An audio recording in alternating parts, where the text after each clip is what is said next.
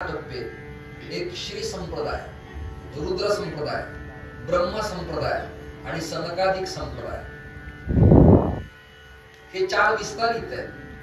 ब्रह्म संप्रदाय हा मध्वांचा आहे, सनकादिक संप्रदाय हा निंबार्क परंपरेचा आहे, रुद्र संप्रदाय विष्णू स्वामी वल्लभांचा आहे आणि श्री संप्रदाय रामानंद परंपरेचा आहे. आणि आपल्या संप्रदायात चार उपजाती आहेत. बुवा लोक ऐका हे सगळं. आपल्या चार उपपंथ आहेत, कार्य सांगितले: चैतन्य, स्वरूप, प्रकाश आणि आनंद. हे चार प्रकार आहेत. बऱ्याच लोकांचं भजन होत आहे, व त्यांना जर विचारलं चार पैकी तुम्ही कोण एक, तर ते निरुत्तर होतात. त्यांना सांगता येत नाही. भजन आहे इथपर्यंत ठीक आहे, आणि त्याचा दुसरा एक शब्द आहे भोळा भाव आहे, इथपर्यंत ठीक आहे. पण स्केल आणि पॅरामीटरांची किस्सा लावली तर मग ते कठीणच आहे. सोनं घेतलं 10 ग्राम, पण ते सोनंच आहे का? त्याचा कस लावण्यासाठी तेजपाचा थेंब लावल्यावर ते पिवळं चुटूक राहिलं तर सोनं, आणि हिरवं पडलं तर ते बाधित प्रकरण, तांब किंवा पितळ मिश्रित आहे असा त्याचा अर्थ असतो. म्हणून मी दर कीर्तनात खंत व्यक्त करतो. सप्ताह वाढले, गायक वाढले, कीर्तनकारांची देण्या घेण्याची स्थिती वाढली आहे, चांगली गोष्ट आहे. परंतु मूळ अभ्यासाचा अभाव एकंदरीत सद्यस्थितीला आता सर्वत्र दिसतो आहे. याच्या जाणीवा आता होत आहेत. म्हणूनच मी आदरणीय श्री महेश महाराजांना रिक्वेस्ट करून एक स्वतंत्र चॅप्टर, स्वतंत्र प्रबंध आणि लोकांच्या ऐकण्यात नसलेले एक ठराविक विषय आपल्या पाटणवलीच्या भगवान श्री राधाकृष्णाच्या आश्रमात महेश महाराजांच्या भक्तांच्या समुदायासमोर मांडावेत, यासाठी मी सातत्यानं प्रयत्नाची पराकाष्ठा करत आलो आहे. त्यामुळे आपल्याला प्रमाणाला, वाजवायला, भजनाला, टाळीला, अभंगाला वेळच शिल्लक राहिला नाही. तुम्ही आलात तर एखादं प्रमाण आपण म्हणूया. आजचा जो विषय, तो विषय असा आहे की नाथ शब्द स्वामी वाचक आहे, नाथ शब्द मालक वाचक आहे, आणि नाथ शब्द अनाथांचा प्रतिपालक आहे. असे 3 अर्थ आपल्या समोर प्रतिपादन करता येतील. भगवान श्री नारायणालाच असं वाटलं की या जगाच्या उद्धारासाठी नवयोगेश्वर आपण व्हावं, आणि भगवंतानी नवयोगेश्वराचं रूप धारण केलं. संदर्भ ग्रंथ श्रीमद भागवत करते महर्षी वेदव्यास, आणि श्रवण करता राजा परीक्षित. श्रवणाचं ठिकाण श्री सरस्वती नदीचा किनारा. म्हणजे पुराव्यानिशी स्टेप बाय स्टेप सगळं तुमच्या समोर मी मांडत आहे. आणि त्यात मग कुणापासून कोण झाले याची यादी काल आपण सगळ्यांच्या समोर सुपूर्त केली आहे. नाथजी, तुम्ही ग्रंथ लिहितायत हे ऐकून मला बरं वाटलं.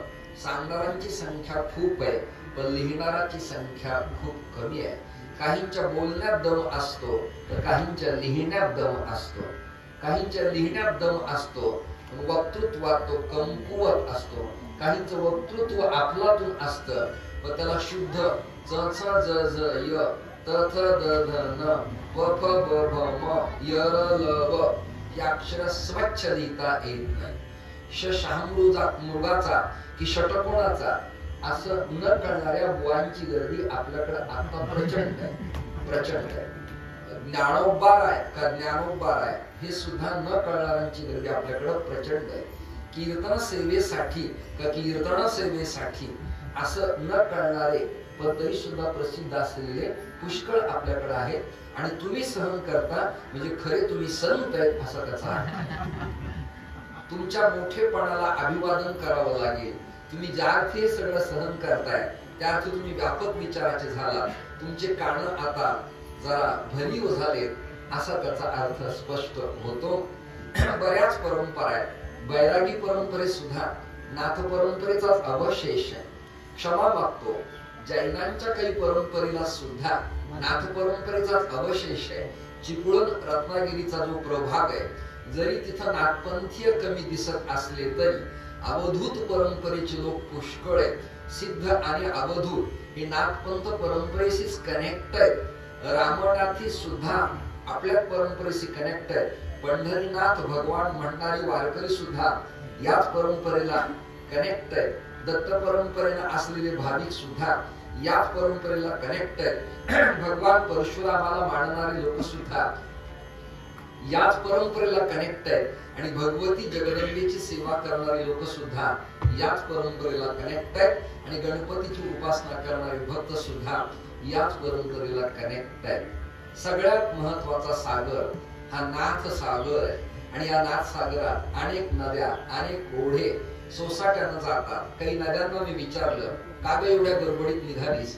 तिने जरा डुंकून पाहिलं आणि मला हसत हसत ती नदी बोलायला लागली. ते नदीचं आत्मचरित्र सांगतो. ती मला म्हणाली, महाराज का हो आवाज दिला? म्हणलं, अगं तुझ्या दर्शनासाठी मी आलो आणि तू कुणीकडे निघालीस? ती म्हणाली, मला एक सेकंद सुद्धा थांबायला वेळ नाही. तिला म्हणलं, का ग काय गडबड आहे?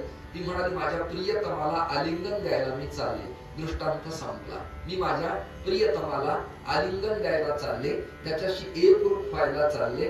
नदी आणि ओढे सागराशी जसे एकरूप होतात, तद्वत जगातले सगळे पंथ आणि संप्रदाय नाथ सागराशी एकरूप होऊन सुचिलंकृत होतात आणि आपलं आत्मकल्याण करतात. अशीच एक परंपरा कर्नाटकापासून ते कोल्हापुरापर्यंत विकसित आहे. आणि त्या परंपरेत आदरणीय श्री महेश महाराजांचा समावेश होतो असं मला इथे आल्यानंतर उमगलं. आणि त्या प्रश्नांची उत्तर त्यांनी मला सालंकृत दिली सुद्धा. त्यांना मी विचारलं, तुम्ही तसे पाटण साताऱ्यात मूळ वंश, तुमचं तसं राजघराणं पनवेल प्रभागात तुम्ही कसे आलात? त्यांनी त्या सगळ्या कल्पना, सगळा इतिहास, जीवनात संसारात पूर्वजांच्या झालेल्या घडामोडी, त्या काळात कोयना नावाचं धरण, पाण्याचा साठा, गावाचं पुनर्वसन, मग आपल्या प्रपंच उदरनिर्वाहासाठी पनवेल प्रभागात आलेले त्यांचे पूर्वज आणि त्यांच्या जन्मकाळापर्यंत त्यांनी कमी वेळेत मला सगळं कथन केलं आणि ते माझ्या सगळं पूर्ण लक्षात आलं. त्यांना मी विचारलं, भगवान बाबा, वामन भाऊ या आमच्या मराठवाड्यातल्या बीड जिल्ह्यातल्या संत परंपरेशी तुम्ही कनेक्ट आहेत? त्याचं त्यांनी मला समर्पक उत्तर दिले. त्यावर कृपया मी आता भाष्य करत नाही. संत कुठल्या जातीतला, कुठल्या धर्मातला, कुठल्या पंथातला, कुठल्या जिल्ह्यातला, कुठल्या भाषेतला, कुठल्या वेशातला, गंध आडवं की उभं, बुक्का की अष्टगंध, त्रिपुंड की भस्म, या सगळ्या प्रकरणाला बाजूला ठेवून शांता महंतो निवसंती संतो वसंत वल्लोकितंचरंतः नान्यान्नपि तारयंता न महंतः इति संतः. म्हणजे वसंत ऋतू आल्यानंतर जीवनात जसा आनंद प्राप्त होतो आणि वनात झाडांना पालवी फुटते, तद्वत अधिकार संपन्न संत आपल्या जीवनात आले की आपल्या जीव नावाच्या वृक्ष वेलीला ज्ञान वैराग्याच्या फलाफुलांचा बहर येतो. कृपया संतांची जात न विचारावी, संतांचं गाव विचारू नये, संतांचं कुळ विचारू नये, संतांचं आडनाव विचारू नये. संत एवढंच बेटर आहे, त्यांना अभिवादन करावं. यातायाती धर्म नाही विष्णू दासा आणि निर्णयत्व ऐसा वेदशास्त्री. वेदाहा सर्व हितार्थाय वेदोखिलो धर्म मूल. सगळ्या जगाचं सुप्रीम कोर्ट आहे वेद ज्ञान. आणि वेदाची ऑर्डर अशी आहे आपल्या संप्रदायात की तुम्ही कोणाच्या जातीचा विचार कृपया करू नका. याती कुळ माझे गेले हरपुणी श्रीरंगा वाचुनी आणून नेणे. नाथपंथात कुठल्याही जाती धर्माचा विचार केला जात नाही. आणि नाथपंथ परंपरेचं स्तनपान वारकरी संप्रदायाने केल्यामुळं आणि त्याच्या कुशीत हे वारकरी बाळ वाढल्यामुळं ज्ञानदेवा सार चोजविले या प्रकरणामुळं आपल्याही संप्रदायात जाती धर्म या परंपरेला थारा शिल्लक राहत नाही. मात्र वर्णाश्रम करीशी चोख तरी तू पावसी उत्तम लोक. ज्याचा त्याचा आचार धर्म ज्यानी त्यानी त्या त्या प्रसंगाला काटेकोर पालनच केला पाहिजे. पण पालन करताना त्या वर्णाश्रमाचा जर अतिरेक झाला तर संतांनी त्याला सूचना दिली आहे, वर्णाभिमाने कोण झाले पावन. म्हणजे अतिरेकानंतरची सूचना आहे, पण अतिरेक होऊ द्यायचा नाही. समन्वयानं जीवन जगायचं. मला तर माझ्या जीवनात समाजात, संप्रदायात, कर्नाटकात, मध्य प्रदेशात, युपीला, आंध्राला, केरळाला, सगळ्या प्रांतात संप्रदायाचा प्रचार करून फिरत असताना मला यातीचा प्रश्न कधीही पडला नाही. मी पडूही दिला नाही, समय सूचकता मनी माणसी ठेवली आणि लवचिक खून तसा मी वागत गेलो. त्यामुळे मला महाराष्ट्रात कधी त्या जातीय स्थित्यंतराचं भय किंवा स्पर्श आतापर्यंत झालेला नाही. आणि ज्ञानोबाराय तुकोबाराय नाथरायाला माझी प्रार्थना आहे, माझं उरलेलं जे काही जीवन तुमच्या हाती आहे त्या काळात मला तो स्पर्श होऊ देऊ नका, ही तुमच्या चरणी माझी प्रार्थना. संतांचं जीवन व्यापक असावं लागतं, चिरस्थिर असावं लागतं. अशा विविध परंपरेनं नटलेला हा संप्रदाय आणि त्याच्या उपशाखा अत्यंत पवित्र देखण्या असल्यामुळं असाच एक मठ आहे आणि त्या मठाचं नाव आहे कोल्हापुराच्या जवळ कण्हेरी मठ. काढ नावाचं गवत आहे आणि त्यामुळं काढसिद्ध असं नामकरण करण्यात आलं. आणि या परंपरेत चिरंजीव हरिभक्तीपरायण आदरणीय श्री महेश महाराजांचा समावेश होतो. मी त्यांना विचारलं, तुमचे एक्झॅक्टली गुरु परंपरा काय? कारण संन्यास घेताना आमच्यात पंचगुरु असतात. लंगोटी लावणारा एक, गंध लावणारा, कानात मंत्र सांगणारा, कंठी देणारा इत्यादी. दत्तात्रयाने 24 गुरु केले होते. आपल्या लोकांना कळत नाही की आपले नेमके गुरु कोण आहेत. ज्यांच्याकडून माळ घातली त्याला आपण गुरु म्हणतो सरासरी आपल्या संप्रदायात, पण ते तसं नाहीये.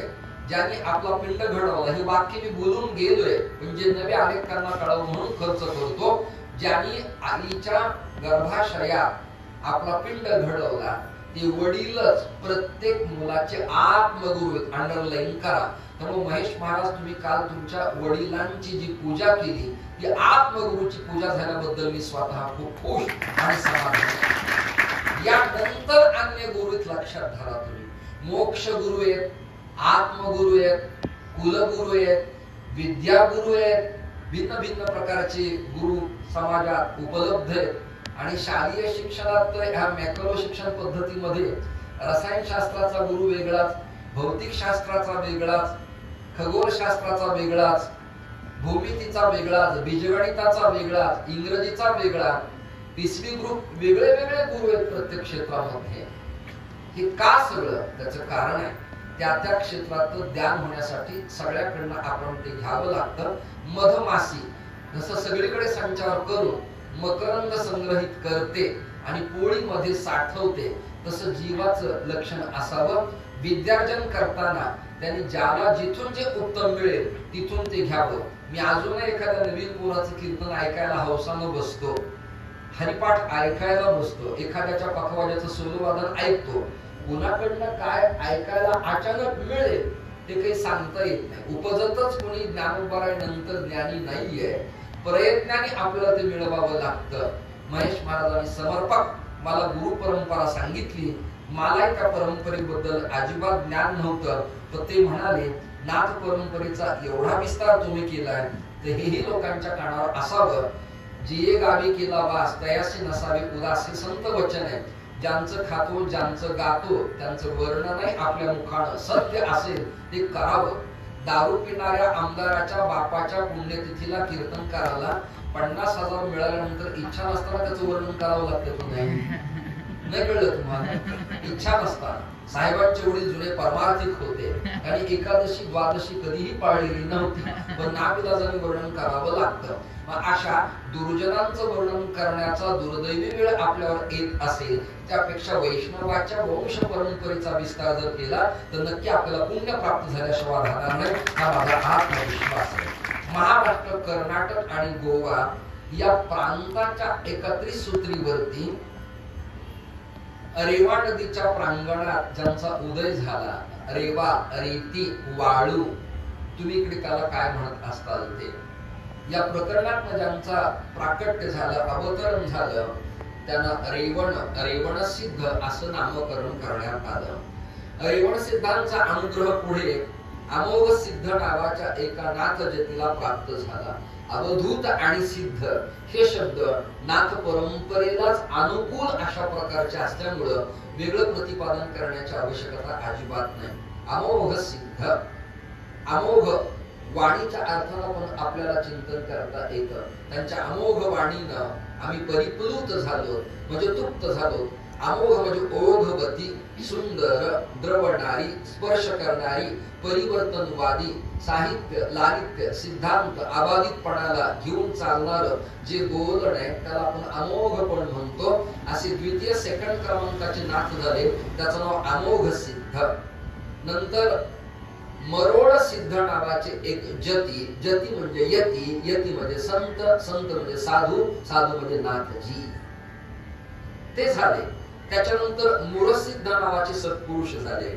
मोरसिद्धानंतर करसिद्ध त्या गादीचे उत्तराधिकारी झाले आणि त्यांनी सर्वत्र गोवा, कर्नाटक आणि महाराष्ट्र या तिन्ही प्रभागात धर्मप्रचाराचं उत्तम परिवर्तनवादी काम केलं. त्यानंतर हलसिद्ध नावाचे एक योगी उदयाला आले आणि हलसिद्ध या शब्दाचा अर्थ आहे प्रापंचिक जीव जे त्रस्त होते, जे कंटाळले होते, शेतीपासून राजकारणापर्यंत आणि समाजकारणापासून प्रपंचापर्यंत आणि आरोग्यापासून ते अभ्यासापर्यंत ज्यांना आपल्या जीवनात सुख प्राप्त होत नव्हतं, हालच होत होते. जीवाचे जेव्हा हाल होतात तेव्हा जीवाचे हाल कमी होण्यासाठी दोन शरणागती कराव्या लागतात. एक शरणागती आहे म्हणवणी शरण जावे सर्व भावी दिवासी, तो हा उतरील पार भव दुस्तर नदीचा एक. आणि दुसरी शरणागती आहे सद्गुरुशी शरण जावे त्यासी ब्रह्मप्राप्ती होय. दोन शरणागती प्रतिपादन केलेले आहेत. म्हणवणी शरण जावे कशा करिता, तो हा उतरील पार, तो ती ते प्रत्यक्ष प्रतिबिंबा म्हणायचे. म्हणून तो परमात्मा संसारातून तुम्हाला पार करतो याकरिता शरण जावं. तुका म्हणे साक्षी आले म्हणवणी शरण जावे. या प्रकरणाचे बरेच जोड उत्तर द्यायला तत्पर असल्यामुळं आणि बऱ्याच लोकांना अनुभव असल्यामुळं तुकोबाराय छाती ठोकपणे सांगतात याकरिता तुम्ही त्या देवाला शरण जा आणि सेकंड क्रमांकाला गुरुला शरण जा. मग आपल्या जीवनातले हाल समाप्त होतात. विवेक चूडामणी नावाच्या ग्रंथात आद्य शंकराचार्य गुरुपदाला शरण गेल्यावर काय होतं याबद्दल एक भाष्य लिहितात, ते मनपूर्वक ऐका. क्षमा मागतो पुन्हा पुन्हा. काही ठराविकच लोक आता हे तत्वज्ञान सांगणारे जिवंत आहेत. तुंतुणे शास्त्री आहेत, श्री बाबूराव महाराज वाघ आहेत, चैतन्य महाराज देगलूरकर आहेत, चंद्रशेखर महाराज आहेत, रामभाऊ महाराज आहेत, कुंडलिक जंगले आहेत शास्त्रीजी. आणि त्याचबरोबर आमच्या परंपरेला ज्यांनी बुक्का लावला ते विद्यावाचस्पती डॉक्टर जयवंत बोधले. आणि वास्कर परंपरेत स्वतः तात्यासाहेब चित्सुखी ग्रंथ प्रतिपादन करत असायचे. वक्ते बाबा आता नाहीयेत, शिल्लक लक्षात धरा. हरिभाऊ महाराज नाहीयेत, त्यांची कीर्ती आहे. साखरे महाराजांचा वृद्धोपकाल आहे. पुरेकर बाबा थकले. या सगळ्या जुन्या लोकांकडे जुनं मटेरियल ऐकायला मिळायचं. आता नवीन लोकांच्याकडनं मिळालं तर ऐकणाराचं परम भाग्य आहे असं आपण समजावं, किंवा आपलं भाग्य मंडपात उदयाला आलं असा आनंद उत्सव बसल्या बसल्या आपण साजरा करावा. आता गाण्यांच्या शिवाय कवितांच्या शिवाय काही शिल्लकच राहिलं. आणि हे वेडे लोक म्हणतात काय जाम कीर्तन केला बानी. अरे काय कीर्तन केला? त्याला अभंग कळत नाही, अभंगाची जाती कळत नाही, अभंगाचं अंग कळत नाही, अभंगाचं तोंड कळत नाही, अभंगाचं लिंग कळत नाही, अभंग समांतरणे असाच आहे का, अभंग दिडकीचा आहे का, अभंग अभोगी का, अभंग नाट आहे की बाळ संतोष आहे की जोगी की जंगम आहे, कोलाटी की बराडी की आंधळा आहे की मुका आहे की बहिरा आहे की एडका आहे की जोशी आहे की महानुभाव आहे की कडक लक्ष्मी आहे. काही सूत्र कळत नाही तरी लोकांचं उत्तम चालतं. ते खरे स्टार आहेत, भाग्यवंत आहेत, प्रारब्ध त्यांचं बलवत्तर आहे. माझे मित्र लहवीतकर नसू दे जास्त कीर्तन, पण जे आहे ते प्रामाण्यानं चिंतन करणारी काही लोक आहेत. आमच्या मराठवाड्यात प्रल्हाद शास्त्री दैठणकरांच्या सारखा ज्ञाता सत्पुरुष, ती जुनी मंडळी, दिव्यानंद स्वामींच्या सारखा सत्पुरुष. आजही तुम्ही फुलनाथ बाबांच्याकडे जर गेला तर त्यांची ज्ञानेश्वरी आणि प्रस्थानत्रयाचे वेदांताचे ग्रंथ अति उत्तम तयार आहे. म्हणजे कोकणातल्या लोकांना जाऊन शिकायला संधी लक्षात धरा. पण बुवा शिकतील तर त्याला बुवा कसं म्हणावं? त्याला सगळंच आलं अशी प्रौढी मिरवत ते जर जीवन जगत असतील तर मला वाटतं कमी ज्ञान विषापेक्षाही अधिक घातक असतं असं वचन. त्यामुळं ते त्रासदायक ठरतं. मला तर अजूनही कुठल्या संप्रदायाच्या दृष्टीनं नीट निटकी अर्थसंगती काहीही कळलेली नाही. विवेक चूडामणीत आचार्य असं म्हणाले, अपार संसार समुद्र मध्ये निमज्जतो मे शरणं किमस्ति गुरु कृपालो कृपया वदैतत विश्वेषु पादां भुजदीर्घ नौका। काय श्लोकाचा अर्थ आहे? या इहलोकीच्या संसाराच्या प्रपंचाच्या दुःख भोगणाऱ्या पाण्याचं नाव आहे भवसागर। ते सागर पाणी खारं की गोड याचा अंदाज कुणालाच कळलेला नाही। पॅसिफिक, अटलांटिक किंवा अरबी समुद्राची क्षमता, घनता, क्षारता, लांबी, रुंदी, पाण्यातलं क्षारत्व विज्ञानवाद्यांना एखाद्या पॅरामीटरनं शोधता येईल, पण संसारूपी सागराचं पाणी एक्झॅक्टली कसं आहे हे संसार करून तुम्हाला जर सांगता आलं तर आम्ही तुम्हाला शरण यायला एका क्षणात तयार आहे। अर्थात आम्ही सुद्धा जगतात जन्माला येणारे साधू असलो तरी संसारिकच आहे। जोपर्यंत देह निरसल्या जात नाही त्याचं उत्तर आहे तोवरी अवघे संसारी, अंडरलाईन, तोपर्यंत आपण त्याच क्रमातले, आपल्याला बाहेर पडता येत नाही। म्हणजे अपार संसारात अडकलेल्या जीवाला या भवसागरातून पार व्हायचं असेल त्या पाण्याचा अंदाज कसा लावायचा? त्याचं उत्तर आहे किम अमृतमयः किम विषमयः। हे अमृतमय आहे की विषमय आहे बड्या बड्याला उमगलं नाही। तुम्ही आला सगळे ते प्रमाण आपण म्हणूया चौकडाप्रमाणे तुम्ही मला मदतीला आनंदाला भरता येईल। करीता विचार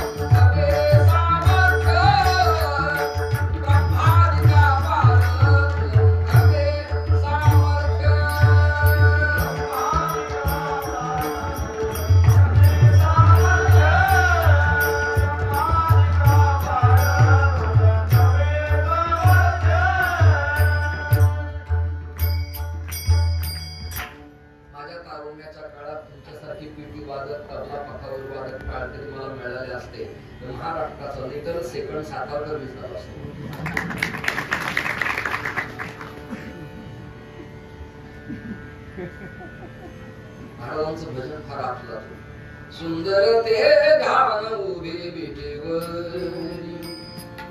सुंदर ते गान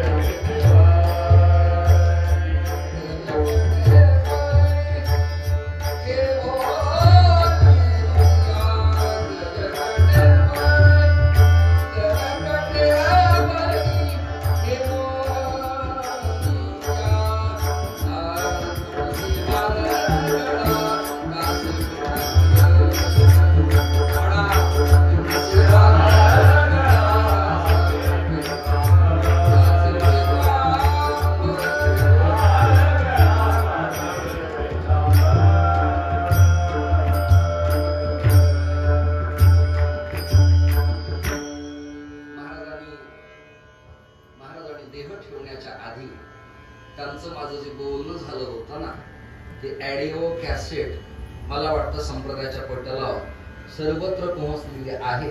ज्यांच्याकडे नसेल त्याला वरद नावाचा मुलगा तुम्हाला ती देईल, तुम्ही ती घ्या। मी त्यांना फोन केला, तब्येत कशी आहे? तर म्हणाले कोण बोलताय? म्हणलं जोशी। अरे वा, जोशी बोलताय? हो। आनंदाची परवडी आहे, तुमच्यासारखा रसज्ञ वक्ता आणि श्रोता माझ्याशी बोलतोय, यापेक्षा अजून भाग्य काय असलं पाहिजे? म्हणलं तब्येत कशी आहे? तब्येत उत्तम आहे, भगवतीवरती कृपा ठेवा, नाथवावर कृपा ठेवा, तुम्ही बरेत का? हो। म्हणलं माझा कट्टला तुमची मुलाखत मी ऐकली, फार गोड। वा, ऐकली का? म्हणलं हो ऐकली, छान छान। अहो तुम्ही आमचे जोशी आहात, त्यांचं वाक्य तिकडं। म्हणलं कसं काय? अहो अमृतानुभवात मावली असं लिहितायत, शिवही ज्योतिष कुशे तई जोशी याते. जीव जीवपणाचे निमिषे आणि शिवही ज्योतिष कुशे तई जोशी याते. हे मोठ्या माणसांचे विचार असतात, लक्षात घ्या. आपल्याकडं काही न कळता बरीच माणसं ताठ आणि मोठी आहेत. देवाने त्यांना सरळ करावं ही देवाच्या चरणी प्रार्थना. नम्र झाला होता त्याने कोंडिले आनंद. काय भजन त्या माणसाचं. कमालीचा विरोध काही न कळणाऱ्यांनी बराच केला, पण भजन ताकदीच. आहा. आणि खरंच आहे, जिथे भजन नाही ते जीवन काही जाळायचंय का. संत वचन. जिथे भजन नाही ते जीवन काही जाळायचंय का. या पापडीच्या पड्यात, या कडूच्या घराण्यात भजनानंदी जीवन आहे. भजना विना सुखच नाही, लक्षात घ्या. भजनासारखा आनंदच नाही. अर्थात साथीला तसे उत्तम असले तरच, नाही तर कधी कधी साथीचा रोगही येतो. मला बऱ्याच कीर्तनात रामकृष्ण हरी जय विठ्ठल पर्यंत स्वर सापडवणारेच भेटतात, वाजवणारे कमी. नाही कळलं तुम्हाला. त्यांना म्हणलं का रे, तुम्हाला जरा अंदाज लागत नाही. अंदाज लागत नाही. आणि कीर्तनातली प्रमाण काही असं स्क्रिप्ट नाही की हे प्रमाण या रागात गायचंय. नाही, एखाद्या मैथिलीत गायली असती की आपल्याला या रागात ही चीज गायची आहे, त्याच्या आरोह अवरोह सूचना दिली जाते. कीर्तनात म्हणजे बंदुकीची गोळी आहे, कधी आक्रमण होईल सांगताच येत नाही. चला प्रमाण दिलंय, करिता विचार तो हा दृढ संसार. ब्रह्मादिका पार, थोडं कडक झालं रे आवाज. ब्रह्मादिका पार मुलंगवे सामर्थ्य. ब्रह्मा आदी उपलक्षणानं जगातल्या कोणत्याही देवी देवतांना संसाराचा आनंद उपभोगता आला नाही. संसार सहज लीलया पार करता आलेला नाही. संसरती इति संसार. जो संपतच नाही त्याचं नाव संसार. हा खतरनाक, घातक, त्रासदायक आहे. द्वैफलैहि, अमृतमय आणि विषमय असं त्याला फळ आहे. अमृतमय फळ, आवाज कमी झाला अचानक. अमृतमय फळ हे संतांच्या संगात आणि भजनानंदात प्राप्त होतं. आणि विषमय फळ हे संसाराच्या विषय भोगाच्या लालसेनं त्याला प्राप्त होतं. या दोन घटना मी तुमच्या समोर मांडलेल्या आहेत. अशा संसारातून तुम्हाला पार व्हायचा असेल तर एक प्रकरण सांगितलंय, गुरु कृपालो कृपया बदयत. गुरुच्या कृपेनं कृपांकित व्हायचं. आणि कृपा ज्यांची झाली मग जीवनात कमी होत नाही. कृपादान केले संती कल्पांतीही सरेना.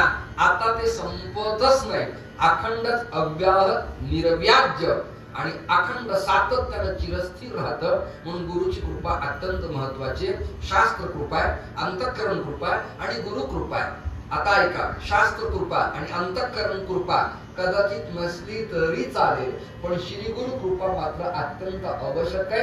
अर्थात ते गुरु साधन चतुष्टय संपन्न श्रीमंतीनं अधिकारी महापुरुष परंपरेनं समलंकृत असं लिहिले पाहिजे. आणि वैदिक सनातनातल्या शिष्य शाखेचा विलास त्यांना कळलेलाच पाहिजे.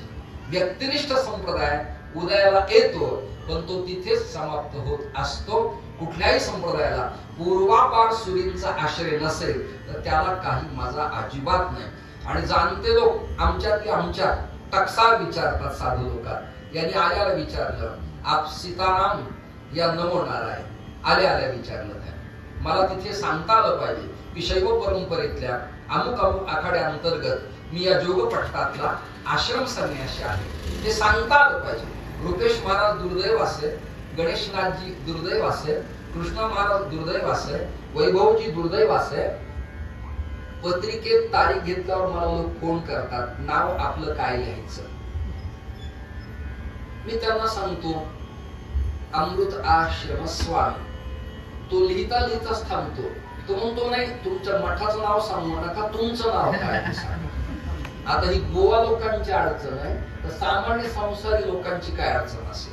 म्हणजे ज्यांनी गाथा ऐकलाय, ज्ञानेश्वरी ऐकली, चातुर्मास ऐकलाय, साधूंच्या संगतीत राहिले, तीर्थयात्रा करतात, दिंडीत चालतात, त्यांचा प्रॉब्लेम आहे तुमचं नाव काय लिहायचं. म्हणलं अमृताश्रम. नाही मठाचं नको, ते खाली लिहितो, तुमचं काय लिहायचं. मग मी म्हणाले वैकुंठवासी अमृत महाराज. तो म्हणतो बापरे कधी गेले ते. म्हणून माहिती नाही तुम्हाला, 8 दिवस झाले घटना घडून. इतकं अजूनही अज्ञान समाजामध्ये एकंदरीत दिसत आहे.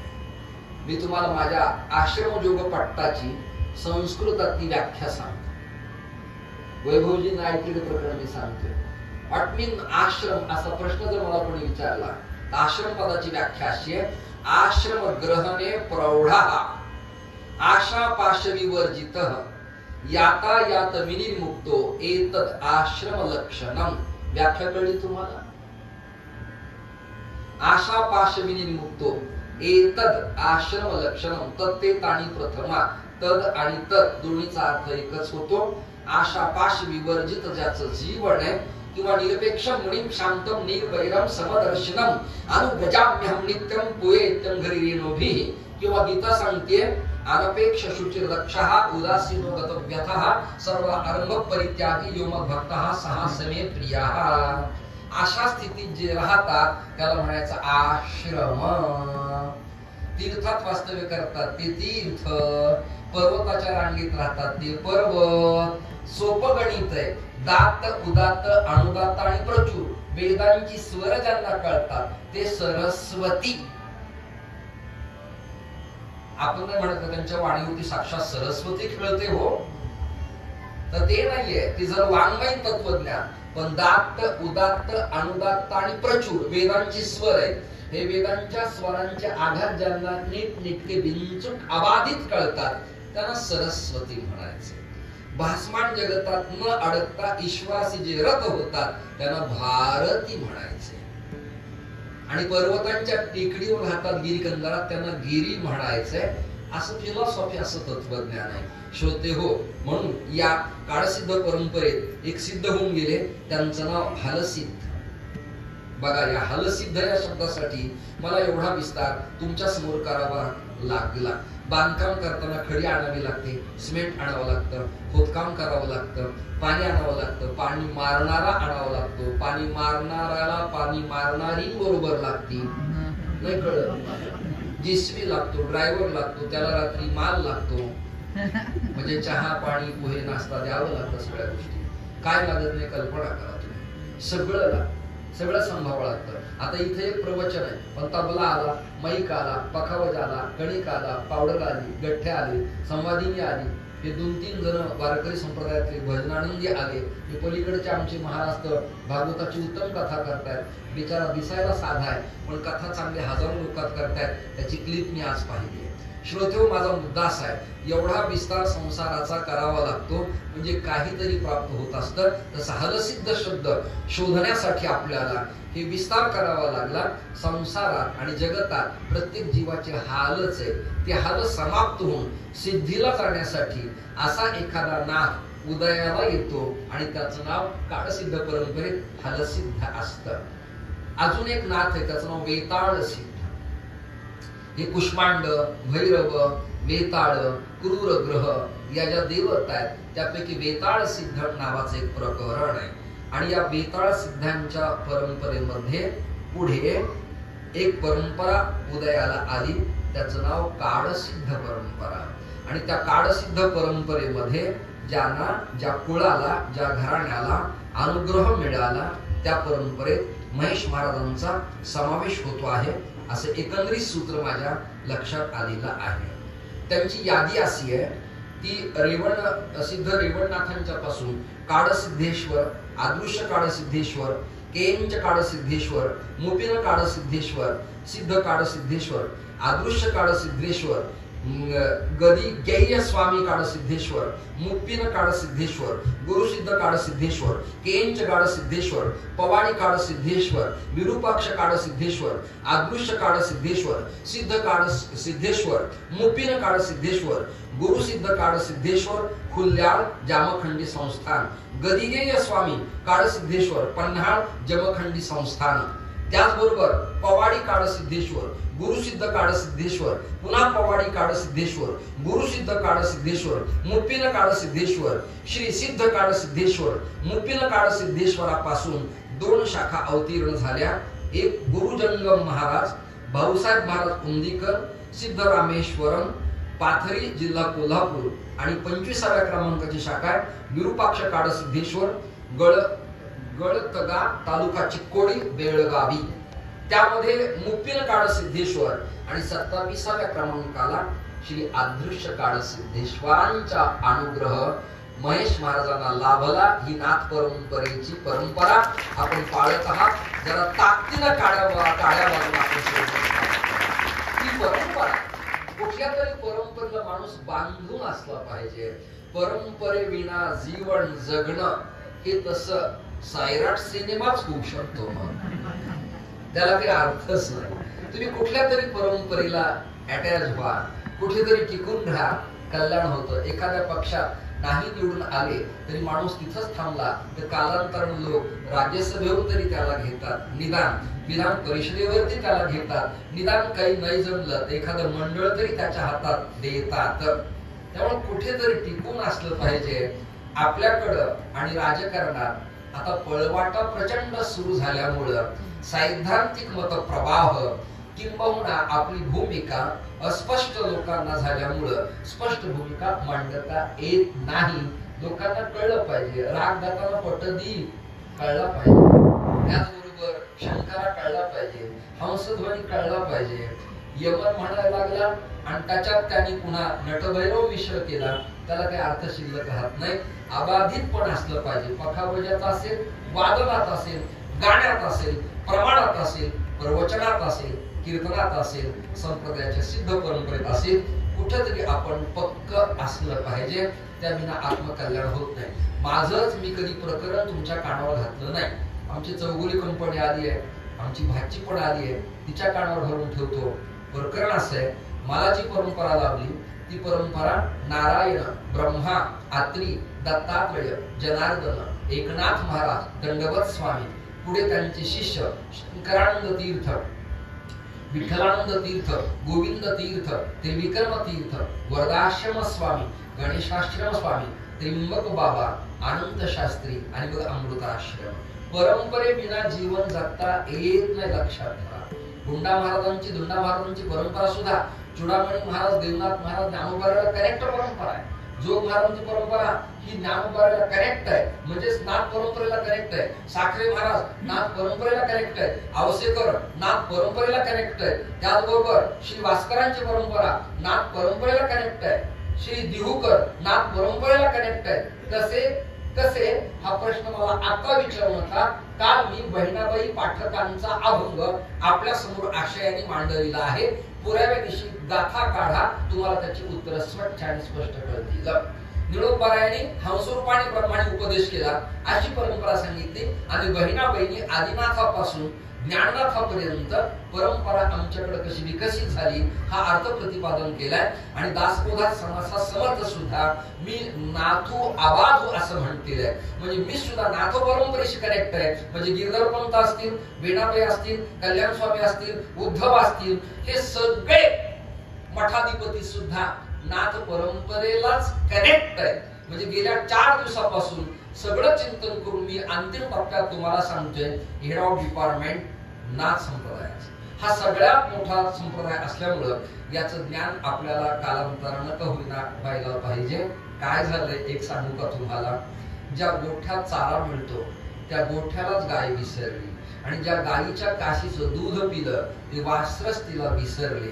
तसं आपले लोक आपल्या आईला, वडिलाला आणि गुरुस्थानाला विसरायला लागले. त्यामुळे ते त्यांच्या क्षेत्रात सुखी नाही. रुपेश महाराज त्याचं स्वच्छ उत्तर आहे. आपल्या आई वडिलांना नाही त्यागायचं, आपल्या गुरु परंपरेला नाही त्यागायचं, आपला कुलधर्म कुलाचा नाही त्यागायचा. तो निकटवर्ती धरला तर फलसिद्धी आज ना उद्या कळत असते आणि ती प्राप्त होतच असते. परंपरा कळल्या पाहिजे. आता हा मुलगा आहे ना, कंथड परंपरेतला आहे. काय श्लोक आहे मला सुरुवात करून दाखव. गजाननम तमं वंदे गजकंथड रूपिणम. त्या परंपरेतला आहे. तो अनंत प्रल्हाद नावाचे नाथजती होऊन गेले आणि त्या परंपरेत त्याचे वडील भालचंद्र गणपतीची उपासना करतायत आणि तोही हळूहळू माझ्याकडनं काही श्रवण सुखाचा लाभ घेऊन शिकण्याचा प्रयत्न करतो आहे. शिकण्यात आणि प्रसिद्धीत माज आला की शिक्षण समाप्त होत असते. धुंडा महाराजांचं सिद्ध योग स्वामी स्वरूपानंद पावस करेक्ट. तेही नाथ परंपरेशी कनेक्ट आहे. त्यांनी अभंग ज्ञानेश्वरी नावाचा ग्रंथ लिहिला, अतिशय सुंदर. मी रत्नागिरीला गेलो होतो, सन्मित्र कॉलनीत गेलो होतो, पावसला जाऊन आलो. सागराच्या तीरावरती आहे, नाथजींची परंपरा आहे. त्याच्या दर्शनी आणि अवघड 2 टप्पे आहेत. कुणी का असेना पण नाथ परंपरेशी कनेक्ट असलाच पाहिजे. गंगानाथ, देवनाथ, चौरंगीनाथ, केडगाव चौफुला, आपलं गुरुस्थान, सगळा नाथ संप्रदायाचा विस्तार आणि विकास आहे. दत्तनाथजी तिकडे शिरपूर धुळ्याला काम करतायत. अशा भिन्न शंखनाथजी होते, शांतीनाथजी आहेत. या सगळ्या जणांनी विस्तार आणि विकास केला. बऱ्याच नाथजतींच्या शंखढाळाचं कीर्तन मी स्वतः इथे गंगा वापी संगमला येऊन कीर्तन केलेले रामनाथ बाबांच्या वेळेला. त्यामुळे या सगळ्या लोकांत माझं जाणं येणं आहे. आणि रुपेश महाराज, दुसरी एक गौरवाची गोष्ट सांगतो, ज्या फळावर मी जातो त्या फळाच्या चालीरीती मी सांभाळतो.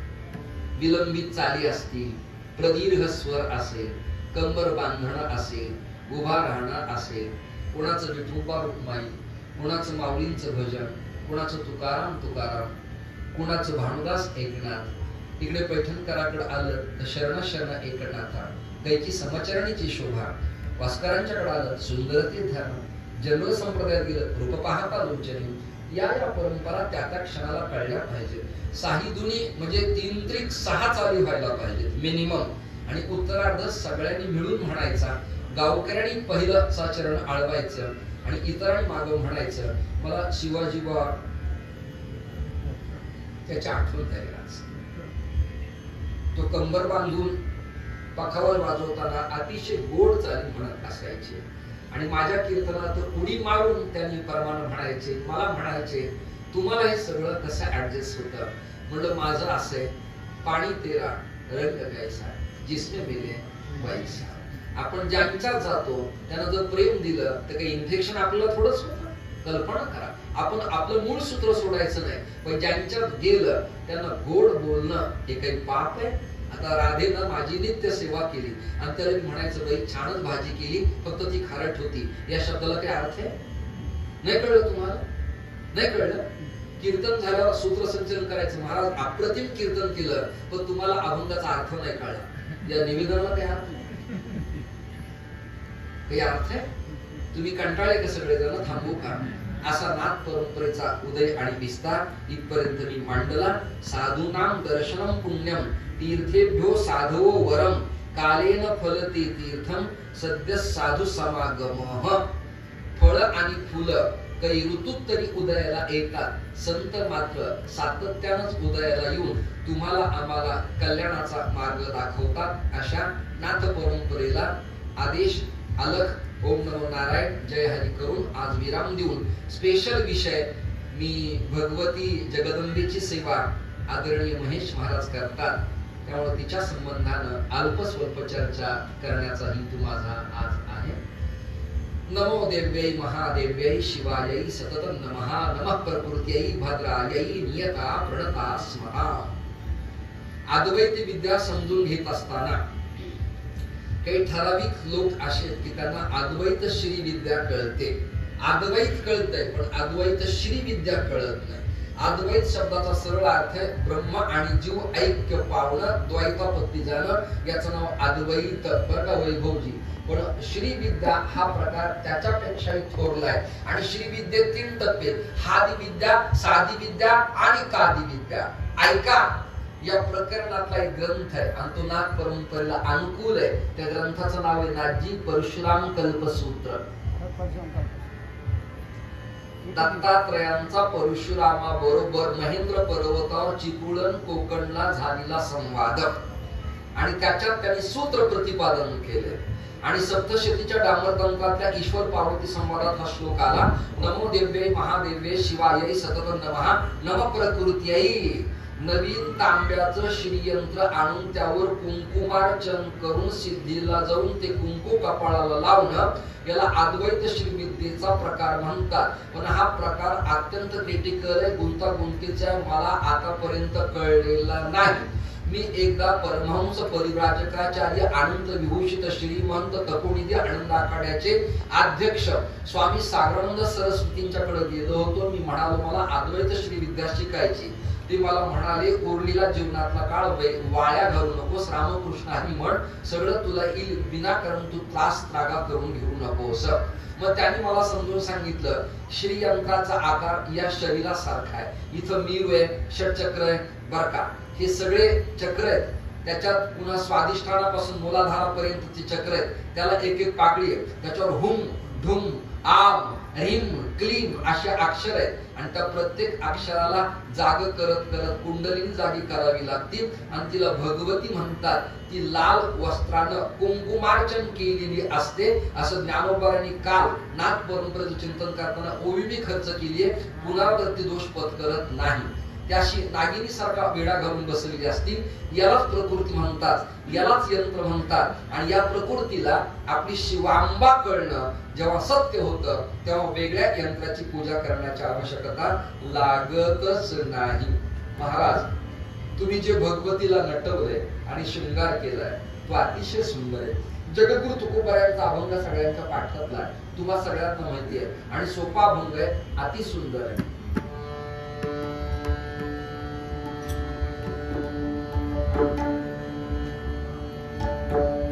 कुळीची हे कुळा देवी, कुळीची हे कुळा देवी,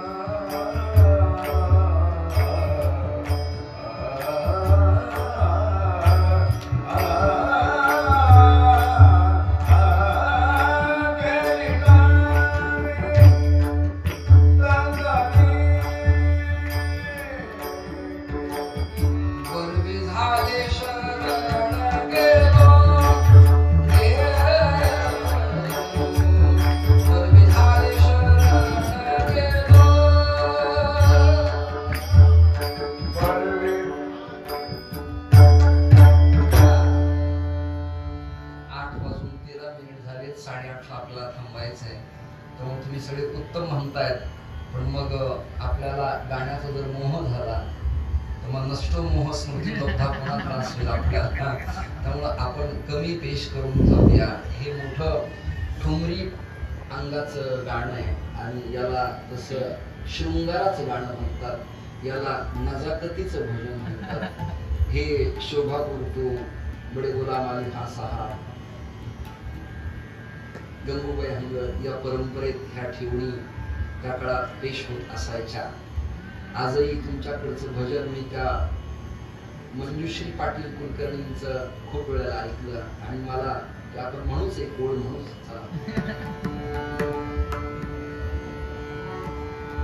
फक्त आवाजाचं जे सेटअप आहे ना ते असं वादकांचं असं कमी जास्त कर एकदम धा असं तुम्ही भीमसेनजी जितेंद्र अभिषेकी यांचे साथ संगत पहा एकदम सेटअप आवाज हो. परवा मी इंग्लिश उपाध्यायांची कथा ऐकली दत्त भानला अजिबात नाही तेवढंच मटेरियल जेवढं लागतं तेवढंच. तुमचा स्वतंत्र सोलो असेल त्या दिवशी तुम्ही अगदी घाम येऊन स्टेज वर होईपर्यंत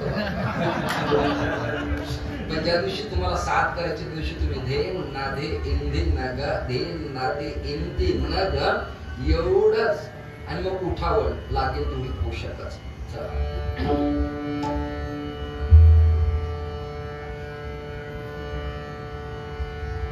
श्रीरंगा कमला कांता शेवटी एका स्त्रीचं गाणं आहे. त्या गाण्यातला लवचिकपणा आणि आवाजातला आरर्भ भाव वेगळा असतो. मी शेवटी काही केलं तरी दाढी जटीवाला पुरुष एवढा कोळेपणा माझ्याकडे कुठे नाही. दिसलंच एखाद्या वाघासारखं दिसतं तर मला लवचिकपणा कसा आहे. श्रीरंगा कमला कांता श्रीरंगा कमला कांता श्रीरंगा श्रीरंगा कमला कांता श्रीरंगा कमला कांता हरिपद राधे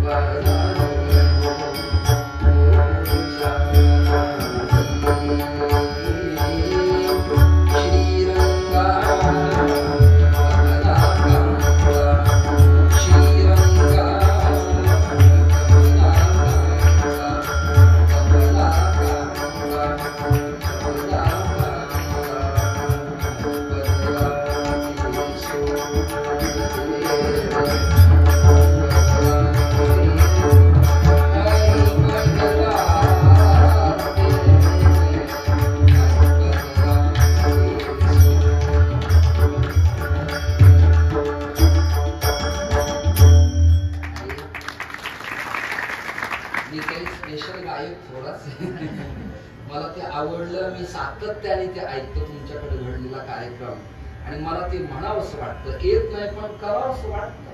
कधी कधी मला आमदार झाल्यासारखं वाटतं. तुम्हा सगळ्यांना आश्चर्य वाटेल एकदा स्वप्नात माझं लग्नच झालं होतं की त्याला काय एकदा होऊन गेलं पण स्वप्नात झालं. पुन्हा मला वाटलं त्या लग्नाचा वाढदिवस की काय कोणास मी डुंकून पाहिलं तर मुलांची ती आई नव्हती दुसरीच होती. मी आता तरी जागे राहणार. तुम्हाला काय कळेल म्हणजे मला अंदाज लागत नाही सगळ्यांना.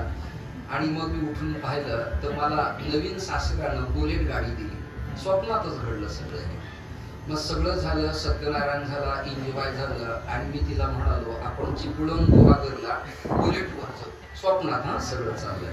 रुपेश शिर्क्यांना फोन केला. ते म्हणाले महाराज चिंता करू नका, मी तुम्हाला लोटे परशुरामला खोली बुक करून ठेवतो आणि मस्तपैकी रमणीय तीर्थक्षेत्रात तुम्ही फिरा. म्हटलं एन्जॉय मला लोणावळ्याला जाऊन करायचं नाही, मला तीर्थात यायचं.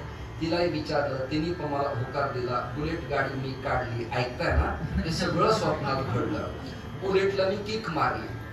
किक मारली म्हणजे काय झालं, मला जी चादर माझ्या अंगावर होती, शाल, वस्त्र, कपडा, उत्तरी, उपरणं, ते जुनं झालं होतं, त्याला छिद्र पडलं होतं आणि सूत्र असे छिद्रेश बहुला अनर्था भवन्ति. त्या छिद्र्यात माझ्या पायाचा अंगठा अडकला आणि स्वप्नात बुलेटला मी किक मारली, आणि ती फाटली सगळी. उठून पाहिलं तर तीही नव्हती आणि बुलेटही नव्हती, मी एकटाच होतो. दृष्टांत संपला.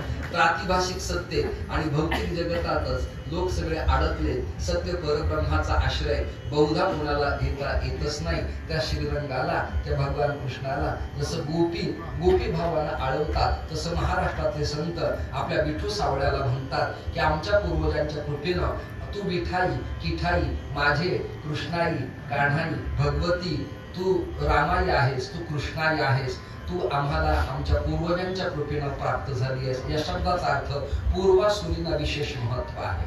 पूर्वासुरी म्हणजे आपले मार्गदर्शक, इथं वडील जे जे करी ती ते जे आहेत किंवा मार्ग दावणी गेले आधी दया विधी संत ते त्यांनी जो मार्ग दाखवलाय त्यांच्याच मार्गदर्शनानं आपल्याला आपला कुलधर्म कुलाचार कळत असतो आणि तो कळावा लागतो. माझं जरा चिंतन तुम्ही डिफिकली नीट ऐका. श्रोते हो, ज्यांच्या घराण्यात कुलधर्म कुलाचार कळलेला नाही त्यांच्या घराण्यातली ते लोक सुखी नाहीत, हे माझं ऑब्झर्व स्वच्छ आणि स्पष्ट आहे.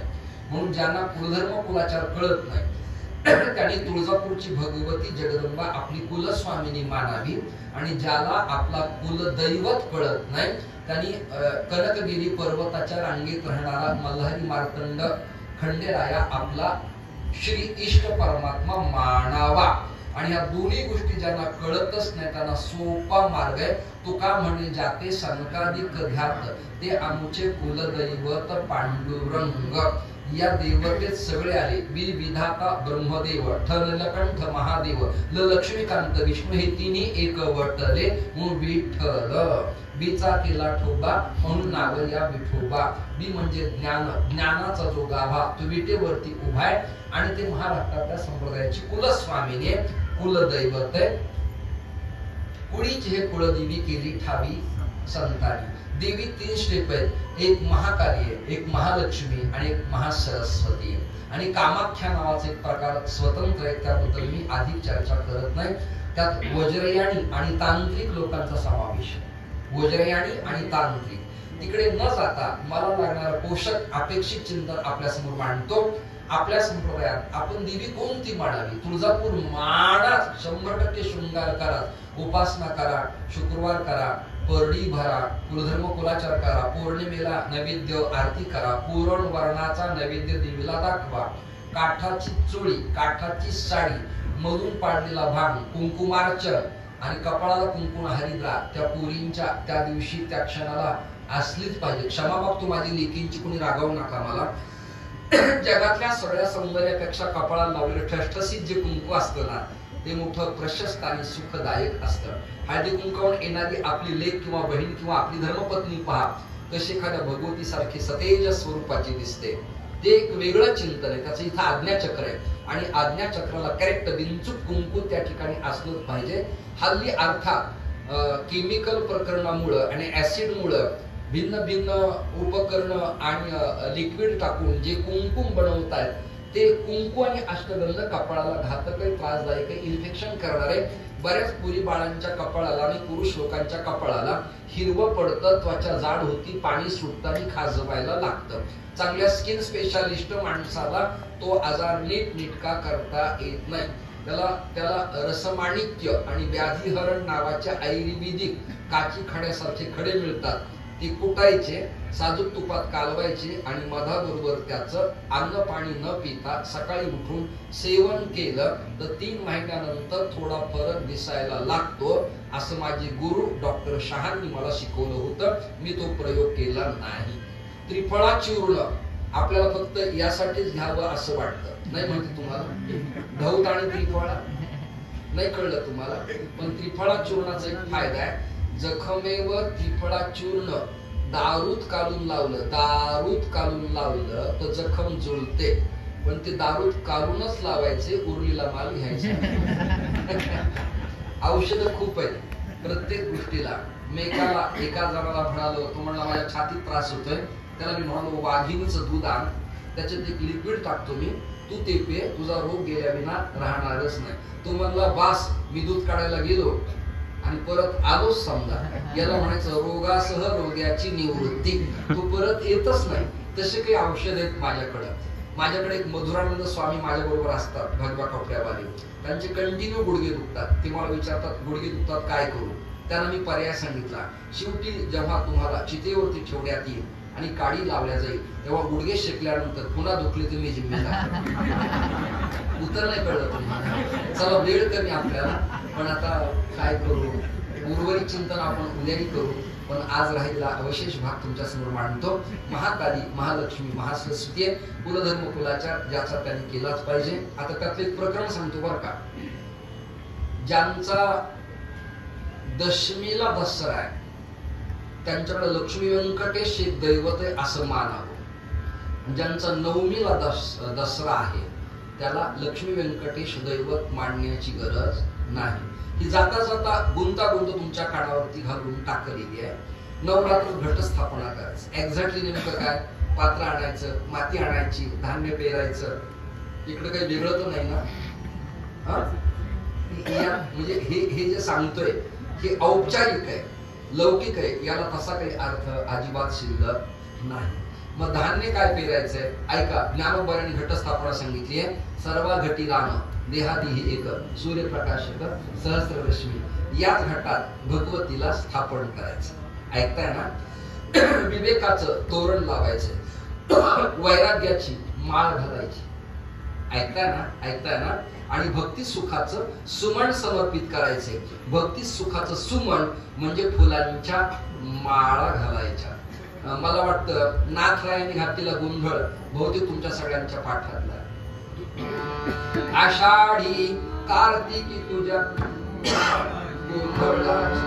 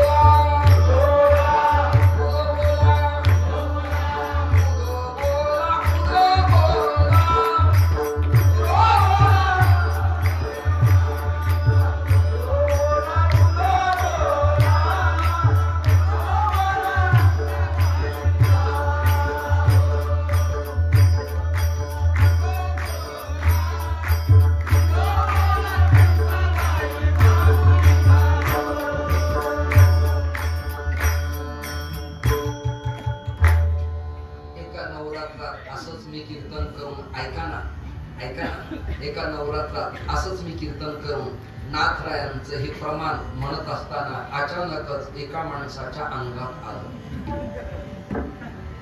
म्हणजे संचार झाला. आम्ही रोज तर्पण करतो, अर्पण करतो, चिंतन करतो, पण आमच्या चित्र सुद्धा स्वप्नात येत नाही. पण एकाच्या अंगात संचार झाला. मी चोपदारांना म्हणालो पळत पळत जाऊन त्याला पकड, कारण तो महिलेच्या रांगेत चालला होता. नाही कळत तुम्हाला? महिलेच्या रांगेत मला जरा कंट्रोल कर, त्याला इकडे ओढता. चोपदार बलदंड होता. चोपदाराने काठी माझ्या हातात दिली. मला अरे माझ्याकडे एक आहे ना, तुम्हाला ही सांभाळ. छोटे छोटे विनोद आहेत माणसं जागेला. त्यांनी काठी माझ्याकडे दिली आणि तो पळत पळत गेला. आणि ऐका ना, त्याने त्या अंगात आलेल्या व्यक्तीला कडाडून आलिंगन दिलं. तेव्हा आलिंगन धरून कडकड पकडलं असताना ज्याच्या अंगात आलं तो चोपदारला म्हणला, हळू धर बिड्या मोडत्या. नाही कळलं तुम्हाला? असे प्रकार आहेत. त्यामुळे धाधांत प्रकरणावर माझा अजिबात विश्वास नाही. आपल्याकडे प्रकरणे संचारून राही हृदयी माझ्या. ही भगवती आहे. आषाढीला कार्तिकीला हिचा गोंधळ आहे. आणि उपकई वाऱ्या माघी आहे, चैत्री आहे, आषाढी कार्तिकी विसरू नका. मज सांगत असे तुझं पांडुरंग. त्याच्याकडे आपण जावं लागतं, यावं लागतं. अर्थात साधर्म्य पाळत असताना आणि आपला कुलधर्म कुलाचार पाळत असताना भगवतीला मानायला काहीच हरकत नाही. ते मानलंच पाहिजे. सर्व मंगल मांगल्ये शिवे सर्वार्थ साधिके शरण्ये त्र्यंबके गौरी नारायणी नमस्तुते. नारायणी, नारायणाची नारायणी, आणि शिवायई, शिवाची शिवायई म्हणजे गिरिजा पार्वती धर्मपत्नी अर्धांगिनी. आता पुढचं चिंतन ऐका. नवरात्रात मळवट भरा, कुंकू लावा, हळदी कुंकू करा, परडी भरा, होम हवन करा, जागरण गोंधळ करा, सगळं करा. पण सासू जर सुनेला कुंकू लावताना तुला अक्कल नाही असा शब्द उच्चारत असेल तर तिने 9 दिवस उपास धरल्याचं फळ तिला मिळणार नाही. आणि सुनेनं किती जरी येणाऱ्या स्त्रियांना हळदी कुंकाचे लोटांगण घातले पण ती सासूला तुम्ही आता शांत बसा, शहाणपणा करू नका असं म्हणत असेल तर तिलाही नवरात्राचं फळ मिळणार नाही. लग्न झाल्यावर सप्तशृंगीला गेले, कोल्हापूरला गेले, तुळजापूरला गेले, सगळं झालं. पण गर्भवती पोरीची सोनोग्राफी करून तिच्या गर्भातल्या बालिकेचा गळा तुम्ही जन्माला येण्याच्या आतच दाबणार असाल तर तुमच्या तीर्थयात्रेला जाण्याला अर्थ नाही. ही गोष्ट लक्षात घ्या. हत्यांगा एके ग्रंथी ए ब्राह्मणा आति सुपर्णम पठंती. वेद वचन याला संताचं प्रमाण देतो. भ्रूणवैर हत्या नका उगवू सूड, पुढे होईल जड भोगा बघा. तुम्ही आता लागले शहाणपणा करायला की भ्रूण हत्या करू नका. संतांनी त्या काळात तुम्हाला सूचना करून ठेवलेली आहे. मग स्त्री जन्म अत्यंत पवित्र आहे. मी 45 लेख तरुण भारतला त्या काळात लिहिले आणि त्याचं टायटल होतं स्त्री जन्म म्हणून न व्हावे उदास. बरेच लिहून ठेवले पुस्तक 7-8 पण प्रकाशन झालेलं नाही. कधीतरी योग आल्यावर करूया कुठेतरी. लिहिलंय एवढ्या नित्य प्रवासातून हे सगळं मी करून ठेवलेलं आहे. स्त्री जन्म झाला म्हणून तुम्ही औदासीन्य मांडण्याचं कारणच नाही. प्रतिभाताई पाटील देशाचे राष्ट्रपती होते. सुषमा स्वराज एका विपक्ष पक्षात एका संरक्षण पदावरती परराष्ट्र मंत्री पदाचा पदभार त्या काळात स्वीकारतायत आणि कांचीपीठाच्या शंकराचार्यांच्या बरोबर अमिताभ बच्चनच्या शेजारी बसून संस्कृतात ढमाट ढमाट ढमाट या शंकराचार्याच्या श्लोकावरती ती संस्कृतात चर्चा करते. आपण सामान्य मानायचं कारण द्रौपदी मुर्मू आज देशाच्या राष्ट्रपती लक्षात धरा तुम्ही. म्हणून एक सुनीता विल्यम्स अंतराळात, पीटी उषा धावपटू आहे, लता दिदी गाणं कोकिळा. आपल्या भारताचं महाराष्ट्राचं ऐश्वर्य महाराष्ट्रापेक्षा उत्तरेला ते कळलं आणि अयोध्येत लता मंगेशकर चौक करण्यात आलं. लक्षात ठेवतो. कल्पना करा. स्त्रियांना कमी लेखण्याचं कारणच नाही. यत्र नारीस्तु पूज्यन्ते रमन्ते तत्र देवताः. तुम्ही अहिल्या, द्रौपदी, सीता, गार्गीत, मैत्रीत, अरुंधती आहेत, मीरा आहेत, जना आहेत, मुक्ता आहेत, बहिणा आहेत. फक्त एकच आहे, परमार्थ राजकारण धर्मकारण करताना अमर्यादपण न करता मर्यादेच्या पथावरती पाऊल टाकून आपण जीवन जगलं कि मग पाठीमागे डोळे झाकुणी उभी ती जणी या शब्दाचा अर्थ मर्यादा पालन करणे. पाठीमागे डोळे झाकुणी म्हणजे मर्यादा पालन करुणी असा त्याचा स्वच्छ अर्थ. माऊलींनी जर समाधी लावली तर ताटी उघडण्याचं सामर्थ्य जगाच्या पाठीवर एकाच शक्तीकडे होतं. तिचं नाव मुक्तपणे मुक्त, श्रेष्ठपणे श्रेष्ठ, सर्वात वरिष्ठ मुक्त. सामान्य गोष्ट आहे काय? कबीरांना रामानंदी परंपरेत असं वाटायचं की आम्ही सिद्ध महात्मा आहेत बैरागी पंथातले. पण पंढरपूरला जेव्हा कमाल आणि कबीर जे आले नामदेवरायांच्या समवेत, तेव्हा जनाईला पाहिलं वाळवंटात चंद्रभागेच्या तीरावर भांडणं करताना बोले, एक क्यों चिल्लाती है? तुमने तो हमारी जमीन की परमार्थ में पहुंची वाली चीज है, ये तो झगड़ा कर रही है यहाँ, ये क्या चल रहा है? बोले क्या करे, उसका बच्ची स्वभाव है लेकिन भगवत स्वरूप है वो। बोले क्या? म्हणजे सेनाचे जे कंडे होते, गोऱ्या होत्या, त्याला संस्कृतात शुभा म्हणतात। त्या बाईने घेतली म्हणून भांडायला लागली। ती म्हणजे ज्या गौरीत विठ्ठल विठ्ठल ऐकायला येतं ती माझी, आणि खरंच ती गोवरी कानाला लावली आणि कबीरांच्या कानावर आवाज आला विठ्ठल विठ्ठल। कबीर उठले, जनाबाईला साष्टांग नमस्कार केला। कथा इथे आपली समाप्त झाली। हा अधिकार लक्षात धरा स्त्री शक्तीचा, तुम्ही अजिबात कमी नाही आहोत आणि कमी मानूही नका। संगीत क्षेत्रात तुमचं नाव आहे, राजकारणात नाव आहे, धर्मकारणात नाव आहे, वेदांनी प्रामाण्य दिलंय, संतांनी जवळ घेतलंय। लक्षात धरा, घटनेनं तुम्हाला आरक्षित केलेलं आहे, त्यामुळे तुम्हाला डावलण्यात मजा अजिबात नाही। फक्त मर्यादा पण सांभाळून आपण पथावर पाऊल टाकलं की जगात आपण वंदनीय होत असतो, यात तिळमात्र शंका अजिबात नाही नाही नाही। भगवतीची सेवा करायला हवी आहे, भगवतीला माल्यार्पण करायला हवंय। भगवतीची सेवा ही नवरात्रात आपण करतो आणि त्या काळात ऋतू असतो शरद, त्यामुळे त्याला शारदीय नवरात्र महोत्सव म्हणतात, शरद ऋतूमुळे।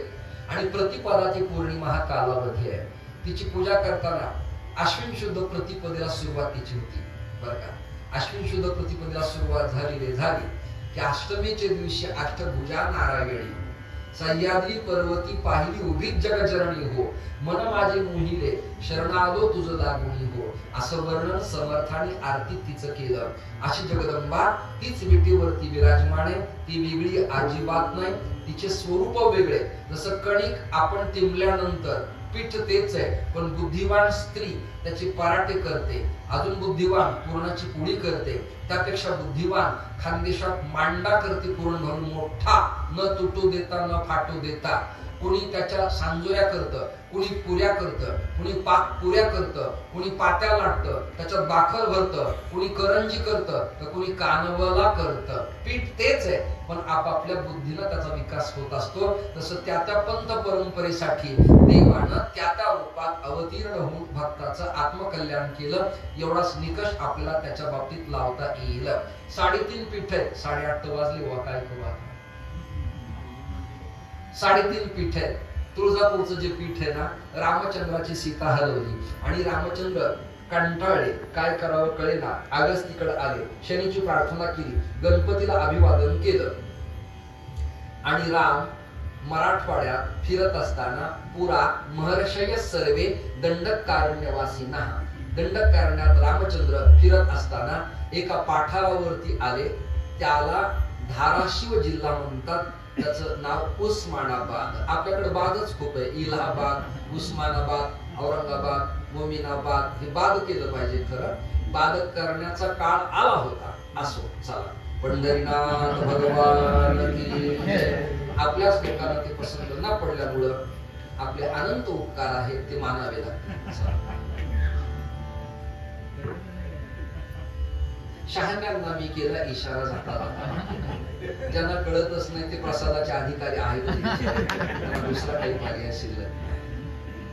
रामचंद्र तुळजापूरला आले आणि देवीला असं वाटलं की राम खरंच एक पत्नी एक वचनी एक बाणी आहेत का, म्हणून देवीनं रामाची घटक चाचणी घेतली, ऐकताय ना, आणि दुसऱ्याच मिनिटाला 6 महिने परीक्षा घेतली। ती नटून खटून मुरडत ठुमकत कपडे लत्ते वाळे कंकण कर्णफुल नुपुर आणि पदर हलत फुलत आणि केसाची बट गालावर येऊन हसत खेळत लाल बुंद ओठानं आणि चपलख नजरेनं रामचंद्राला फसवण्याच्या विचारात ती होती, ऐकताय ना। शंकर म्हणाले शिवाई, तुला माझा राम कळून घ्यायचा असेल तर जरा चाचणी घेऊन बघतेस का, मी का रामाचं भजन करतो ते, मग तुला कळेल। ती परीक्षा तिनं घेतली। रामचंद्र म्हणाले, आई मी त्रस्त आहे माझ्या धर्मपत्नीच्या शोधार्थ आणि तिच्या खेरीज अन्य स्त्रिया मी माऊली समान मानतो आहे, तुकोबारांच्या जीवनात डोंगरावर हा प्रकार घडलेला आहे. अन्य पुरुष काय जगातले संपले, तू माझ्याकडे आलीस, तू तर माझी स्वतः आई आहेस असं म्हटल्यावर तिनं जसे डोळे पुसले तसंच भगवतीचं काम झालं. तिच्या डोळ्यात पाणी आलं आणि राम तिला म्हणाले, हे जगज्जननी, हे भगवती, तू का आई माझ्या मागे पुढे फिरतेस? त्या तू का ईच झालं तुळजाई आणि ती झाली तुळजापूर वासिनी जगदंबा जगज्जननी. एक पीठ झालं. आता आपल्याला असा प्रवास करायचा दक्षिण दिशेचा. मग कोलाहल नावाचा राक्षस आहे, त्यांनी उन्माद घातला पंचगंगेच्या काठावरती आणि कोकण प्रांतातल्या लोकांना त्रस्त करून टाकलं. अशा प्रसंगाला विष्णू भगवान तिच्या पत्नीला म्हणाले, नारायणीला, अगं मी बद्री नारायणला तपश्चर्या करताना अलकनंदेच्या काठावर तुम्हाला खूप सहकार्य केलं. म्हणजे प्रत्येक क्षेत्रात पत्नीचं सहकार्य तोला मोलाचं लागतं, लक्षात घाला. त्याविना प्रपंचरथ उत्तम होतच नाही. देवापासून संतापर्यंत आणि राजकारणापासून सामान्य जीवापर्यंत पत्नीचा आधार उत्तम असावाच लागतो. त्याविना यशस्वी प्रपंच होत नाही. आणि हे करता येत नसत आमच्या शाखेत यावं. ओम नमो नारायण. कपडे द्यायला मी तयार आहे, माझ्याकडे चिकार करून घ्या. येणाऱ्या कुंभमेळ्याच्या पत्रिकेत मी एक ऍडच लिहिणार आहे, संन्याशांची भरती करणे आहे, खर्च केला जाईल. नाही कळलं? नोकरी नाही, प्रपंच नाही, प्रपंच नाही, भोग भोगावेत एवढे प्रापंचिक नाही आणि त्या गावीत एवढे संत नाही. म्हणजे काय कोपाटीवरचा दोडका वरणाखाली मध्ये जसा अडकलेला असतो तशी जीवांची स्थिती झालेली आहे. चला, वेळ आपल्याला कमी. श्रोते हो, कोल्हापूरचा प्रकार सांगतो. विष्णू म्हणाले, मला तू फार मदत केलीस. बद्री नारायण शब्दाचा अर्थ तुम्हाला कळला का कधी? बद्री म्हणजे बोरीचं झाड. बद्री म्हणजे बोरी. बोरीच्या झाडाचं रूप धारण करून नारायणाला थंडी पावसापासून लक्ष्मीने मदत केली. म्हणजे देवाला देवाच्या तपस्येच्या कालावधीमध्ये. तेव्हा विष्णू प्रसन्न झाले आणि म्हणाले, मला जगन्नाथपुरी आहे, मला पंढरपूर आहे, मला तिरुपती आहे, मला महेंद्र पर्वत लोटे परशुराम आहे, मला स्वतःला वृंदावन आहे, मथुरा आहे, गोकुळ आहे, हरिद्वार आहे. तुला एखादी जागा पाहिजे असली तर मी सोडायला तयार आहे. इंद्रिय सत्ता त्यांच्या हातात होती. नाही कळत तुम्हाला? तिकडे तुला एक जागा मी सोडतो. जागा सोडतो. ती म्हणाली, कुठे जागा सोडता? पंचगंगेच्या काठावर जा, पण लढावं तुला लागेल. तिकीट मी देतो, पण लढायचं काम तुझं. मी सभेला येणार नाही. मग त्यांनी आयुध दिले. कौमोदिकी गदा विष्णू परमात्म्यानं नारायणीच्या हातात दिली आणि कौमोदिकी गदा आणि खड्ग हातात धरून ती पंचगंगेच्या काठावर जात असताना कोलाहल नावाचे वीर तिच्या अंगावर तुटून पडले. तिने क्षणात त्यांचा पाडावा केला आणि सप्तशतीत असं वचन आले, गरज गरज मामूढ मधु यावत पिबाम्यहं. जोपर्यंत तुम्ही नशेत आहे तोपर्यंत आरडाओरडा कराल, पण एकदा तुमची नशा उतरली की तुम्हाला मी काय चीज आहे ते कळायला लागेल. तिनं कौमोदिकी गदेनं आणि दिव्य शस्त्रानं त्यांचा पाडावा केला. ते धारातीर्थी पडले, पण मारता मारता त्या वीरांनी प्रार्थना केली, तू जिथे वास्तव्य करशील त्या नगराचं नाव आमचं ठेवावं, एवढीच प्रार्थना आहे. म्हणून नाव झालं करवीर वासिनी. नाही कळलं तुम्हाला? दोन देवी सांगितल्या. आता जाता जाता आपल्याला जायचंय सप्तशृंगीला. येताना माझ्या बरोबर येताना सह्याद्रीची रांग आहे आणि त्या गडाची मोठी ऐतिहासिक पार्श्वभूमी पुराणात वर्णन केलेली आहे. बाबांनी मला मग रामायणाचा प्रश्न विचारला. रामायणाचा माझा अभ्यास अजिबात नाही. मी भागवत करतो, संत चरित्र करतो, अभंग विवेचन करतो, ओवी निरूपण करतो, भ्रमरगीत गोपीगीतावर बोलतो, परंतु मला रामायणातलं काही अजिबात कळलेलं नाही. रामायणाच्या अभ्यासक वारकरी संप्रदायात बरेच बुवा लोक आहेत, त्यांना त्यांचा स्टडी आहे, त्यांना त्यातलं कळतं. मला अजून काहीही कळलेलं नाही. मा निषाद प्रतिष्ठांतुम आगम शाश्वती समाह. आणि आता श्लोक आणि ओव्या आणि चौपाया पण माझ्या पाठ होणार नाही, पण मी तरी कशाला आता त्रस्त होऊ. रामकृष्ण हरी म्हणलं की रामायण माझं पूर्ण होतं. चला, रामायणात असा प्रसंग आहे. मार्कंडेय ऋषीने त्या प्रभागाला प्रदक्षिणा केली आणि सप्तशती ग्रंथात वर्णन आहे. सप्तशती ग्रंथ आपल्या भगवद्गीतेच्या आधीचा ग्रंथ आहे बरं का बुवा मंडळी. सप्तशती ग्रंथ आपल्या भगवत गीतेच्या आधीचा, याला पुरावा सांगतो. ज्ञानोबाराय गीतेचं महत्व प्रतिपादन करत असताना म्हणाले की तू साक्षात सप्तशती आहेस.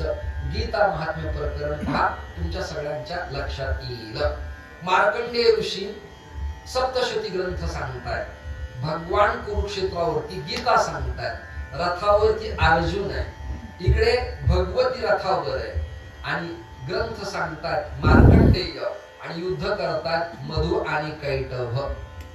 नीट ऐका बरं का, नीट ऐका. युद्धाला सुरुवात झाली, खडगाला खडग वाजले, रथाला रथ आले, गदाला गदा भेटली, तलवारीचे चमत्कार व्हायला लागले, आरडाओरडा प्रचंड व्हायला लागला आणि भगवती म्हणाली, अच्छा माझ्या अंगावर आक्रमक व्हायला लागला काय, थांब जरा. तिने अष्टभुजा नारायणीचं रूप धारण केलं, लालबुंद डोळे विस्फुरले, खाली उतरली आणि मधु आणि कैटभ नावाच्या 2 राक्षसाचा भगवतीनं पाडावा केला. त्या गडावरती सप्तशृंग आहेत, शिखर आहेत, त्याच्या गडाचं नाव आहे सप्तशृंग. याला भागवतात कथा अशी आहे, वामनानं बालस्वरूपात नर्मदेच्या तीरावरती बळी नावाच्या राजाच्या दरबारात जाऊन भिक्षा मागितली. का मात्रा विक्रमत्रय दत्तं जलम दीयताम स्वस्ति स्वागतम वदविदो किम दीयताम मेदिनी. बळी सर्वस्वी उदार, जेने उभारीला कर करुणी कहार तो पाताळी घातला. किंवा तुका म्हणे बळी जीव दिला पाया तळी. तो बळी न डगमगता न घाबरता दान देण्यास सक्रिय राहिला. भगवंतानी त्याच्याकडनं दान घेतलं, पण एक पाय उचलला. आता कुठे ठेवू? बळी डगमगला, डोळ्यात पाणी आलं. अंत न पाहता भगवंताचा पाय ब्रह्मलोकात गेला आणि ब्रह्मलोकात पाय गेल्या गेल्या सावित्री दचकली, घाबरली, व्हायबल झाली, घामाघूम झाली, ती मूर्छित झाली. म्हणजे ब्रह्मदेवाची बायको. अहो अहो ऐकलं का, हा पाय कोणाचा? ब्रह्मदेवाने कमंडलूचं पाणी घेतलं आणि ताडकीने उठले आणि म्हणाले, माझ्या वडिलाचा, ज्याचे नाभी कमली जन्मचतुरानन, नारायणाचा पुत्र ब्रह्म. आपल्या वडिलाचा पाय अचानक वर आल्यावर तातडीला उठले, कॅबिनेट मीटिंग बरखास्त केली प्रजोत्पत्ती प्रकरणाची आणि तात्काळ उठले, कमंडलूचं पाणी घेतलं आणि श्रीहरीच्या पायाची पाद्यपूजा केली. वैभवजी ते पाणी मृत्यूलोकात सुनामी लाटासारखं अत्यंत वेगानं सह्याद्री पर्वतावरती येऊन आदळलं आणि त्या पाण्याने शिंगासारखा, कारंजासारखा आकार धारण केल्यामुळं गडाचं नाव पडलं सप्तशृंगगड. दुसरी कथा, लक्ष्मणाला शक्ती लागली, राम त्रस्त झाले, माझा भाऊ पडला, आता जगण्याला अर्थ नाही, युद्ध तरी कोणासाठी करायचं? ज्यांच्यासाठी करायचं तेच नसतील तर आता करून तरी काय करायचं? सीता नावाचं प्रकरण जड चाललंय, रावणाने आपल्याला त्रास दिला, हनुमंतासारखा साथीदार भेटला, नळनीळ अंगद ही सुग्रीव वाली सगळे बरोबर आहेत, काय करावं ते कळत नाही. रामचंद्र व्याकुळ झाले आणि वैद्याने सांगितलं, मी यांना बरं करतो, पण अमुक अमुक आयुर्बलय यशोवर्च या या झाडाचा हा हा पाला, ही अंतरसार आणि हे तंतू सोट मूळ लागेल, त्याचा काढा अर्क मी करेल त्या नदीत आणि तात्काळ ते जागे होतील, म्हणजे वृत्तीवरती येतील. आता काय करावं? कोण आणणार? ज्ञानी नाम अग्रगण्यम. ज्ञानी मंडळीत अग्रगण्य कोण आहे? तो मारुतीराय आहे. त्यांचं वर्णन आहे, अतुलित बलधामम हेम शैलाभदेहम दनुजवन कुशाणम ज्ञानिना अग्रगण्यम सकल गुण निधानम वानरानामधीशम रघुपति प्रिय भक्तम वात जातम नमामि. पवन सुत हनुमान महाराज की जय. हनुमान ज्ञान गुण सागर जय कपी सति राम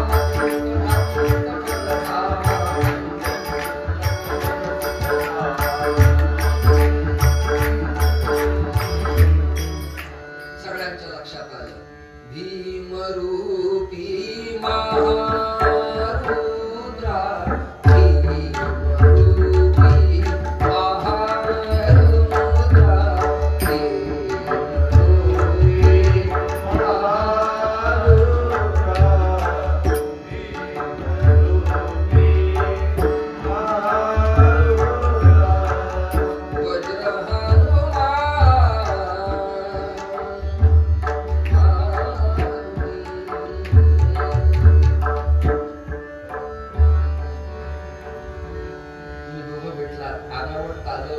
बोलणारे भेटत नाहीत आणि अनावट टाळांची संगती बऱ्याच लोकांना कळत नाही. आपल्याकडे कोणता टाळ आहे?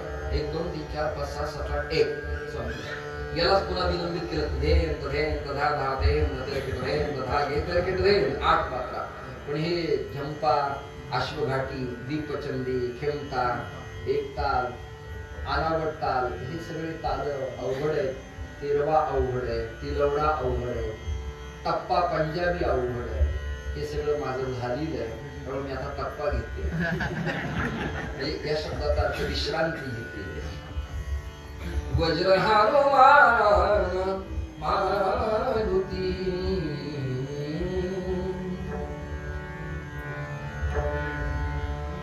भजे भजे क्रमंडनम समस्त पाप खंडनम सुपिच्छ गुच्छ मस्तकम सुरागमे हस्तकम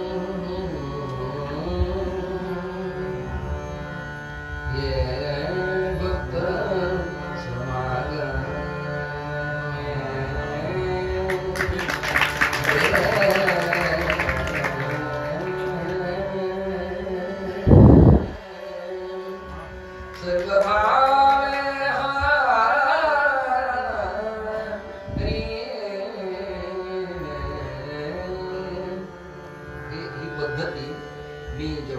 हरिदासी कीर्तन करायचं आणि कोल्हापूर सातारा माझं गुरुघर कराडकर बुवा हे करवीरला जुने शंकराचार्य होऊन गेले.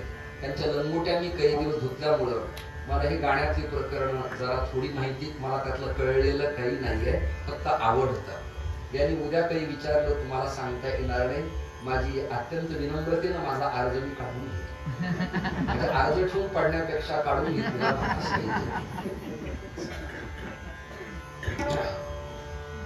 मारुतीची प्रार्थना केली आणि 17 आणि उड्डा आणि हुंकार बदनी करी ढळमळ भूमंडळ सिंधू जळगगणी कडाडले ब्रह्मांड धाके त्रिभुवनी सुवर्णीशा चरत्या झाल्या कोळणी. काय ताकद आहे हनुमंतरायाची.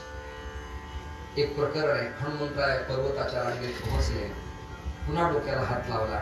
न जाने मेरे प्रभु को इसमें से राम जी के बंधु लक्ष्मण जी को कौन सी वनस्पति लगी, कुछ पता नहीं चलता. तो एक करे पूरा पर्वत ही उठा ले लो. सगळाच पर्वत उचलला. पर्वत उचलला आणि हातात घेऊन निघाले. इथं मला एका वाक्याला टाळ्या पाहिजे. वाक्य नीट ऐका पण लक्ष द्या. मारुतीरायाच्या हातात धरलेला पर्वत थरथर कापत होता. वाक्य नीट ऐका. मारुतीरायाच्या हातात धरलेला पर्वत थरथर कापत होता. एका संशोधकाने मला प्रश्न असा विचारला की पर्वत घाबरला का? त्याचं उत्तर आहे, वैष्णवाचं आचरण ब्रह्मचर्य उत्तम असेल तर पर्वतासारखे त्या पर्वताचे 7 तुकडे झाले आणि सह्याद्रीच्या पाठारात येऊन पडले आणि त्या पाठारात लावा रसासारख्या शिखरांच्या रांगा झाल्या. त्या गडाचं नाव पडलं सप्तशृंग. आता 3.5 पीठातलं शेवटचं राहिलंय, त्या गडाचं नाव माहूर गड. माहूर गडावरी ग माहूर गडावरी ग तुझा वास.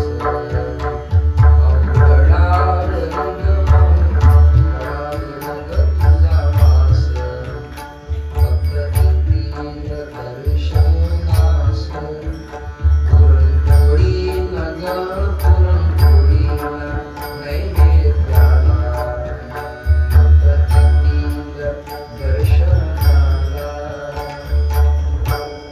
आरती पाठातील लोलो लागला आंबेचा भेदा भेद कैचा आला कंटा विषयाचा कंटा फुलमाईचा लोलो लागला आंबेचा कंटा फुलमाईचा लोलो लागला. जे जयकार झाला सगळ्यांचा. सगळ्यांनी वर्णन केलं. अरे वारकरी संत प्रमाण आपल्याकडे चिकार आहेत. अरे अनादि निर्गुण निर्गुण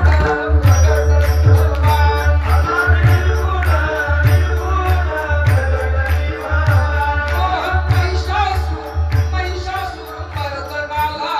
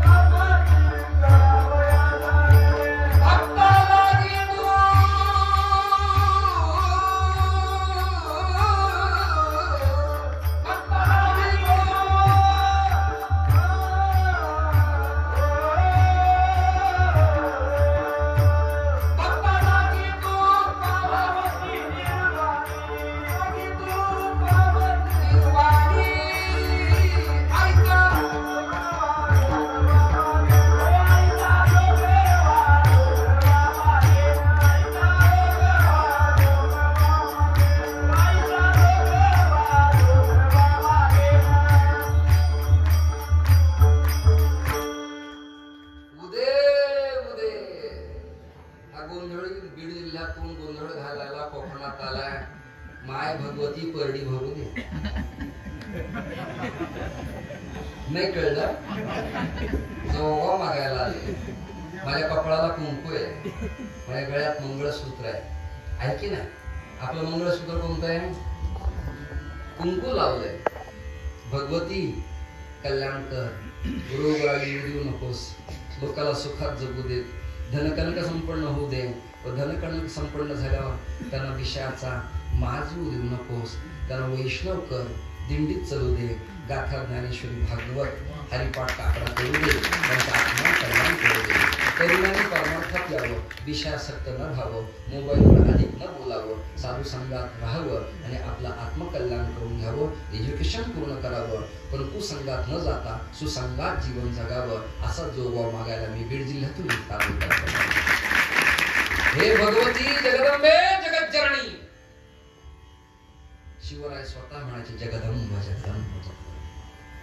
भगवतीची नितांत कृपा शिवनेरीवरती फडफडला हा आसमानी जो भगवा फरारा, शिवशाहीच्या मुजऱ्यासाठी झुकल्या त्या माना. फक्त शत्रूचे म्हणे गाडण्या जागा मिळते अमुची, पहा चाळूनी पाणी अमुच्या इतिहासाची.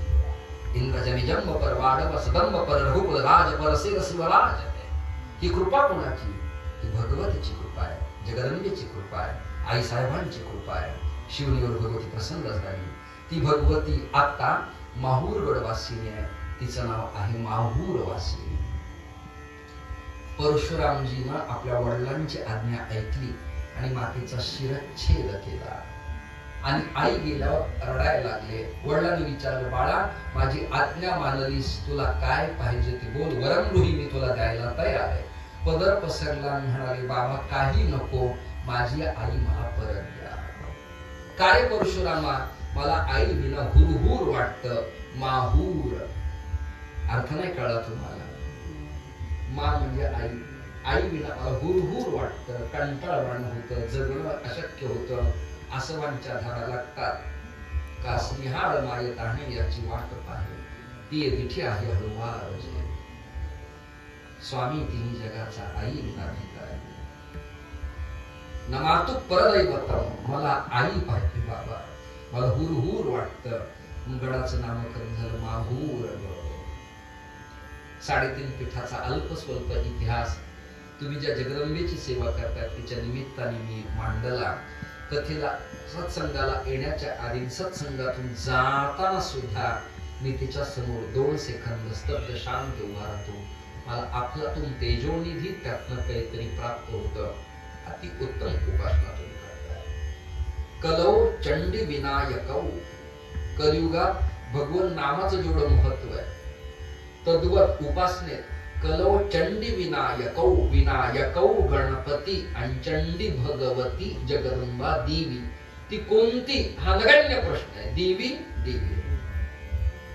उत्पात मंडळी पंढरपूरला नवरात्रात रुक्मिणी आई साहेबांना किती नटवतात, किती शृंगार करतात, किती दागिने घालतात. श्रीमद देवी भागवतात राधा जी आहे ना, ती राधा भगवती जगदंबाच मानली आहे. माझ्या मठात मी चातुर्मासात जय जयकार करताना जगदंबा राधा राणी की जय.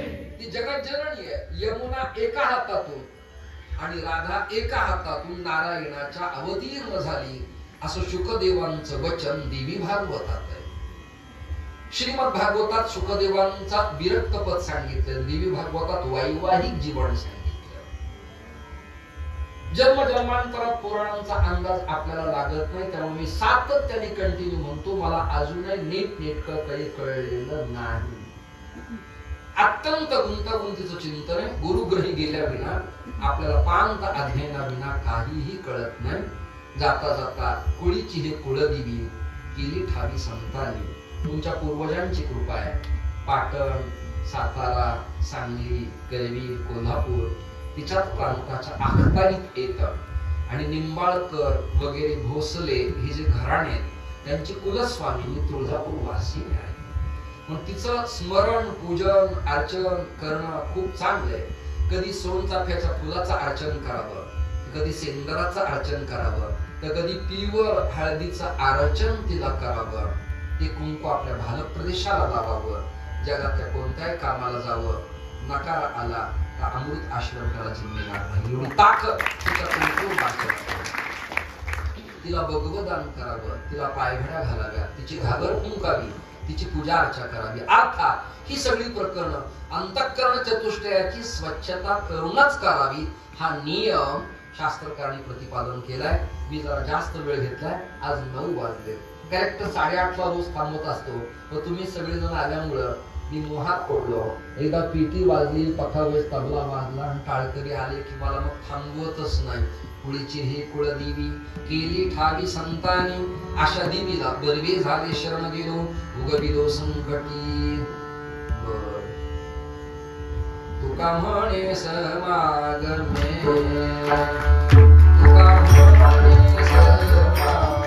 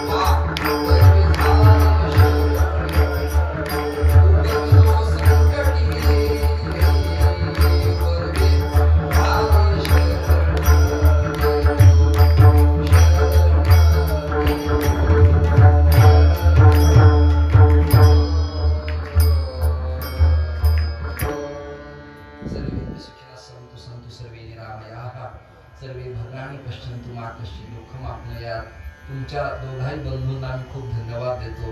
एकाचा पखावर, एकाची स्पीकरची पेडिंग, अतिशय समर्पक दोघेही काम करतायत आणि महाराजांच्याकडचा प्रत्येक शिष्य आणि अनेक युवक जे त्यांनी जॉईन केले ते सेवा तत्पर आहेत आणि त्याचं फल त्यांना आज ना उद्या 100% मिळाविना राहणार नाही, हा माझा आत्मविश्वास आहे.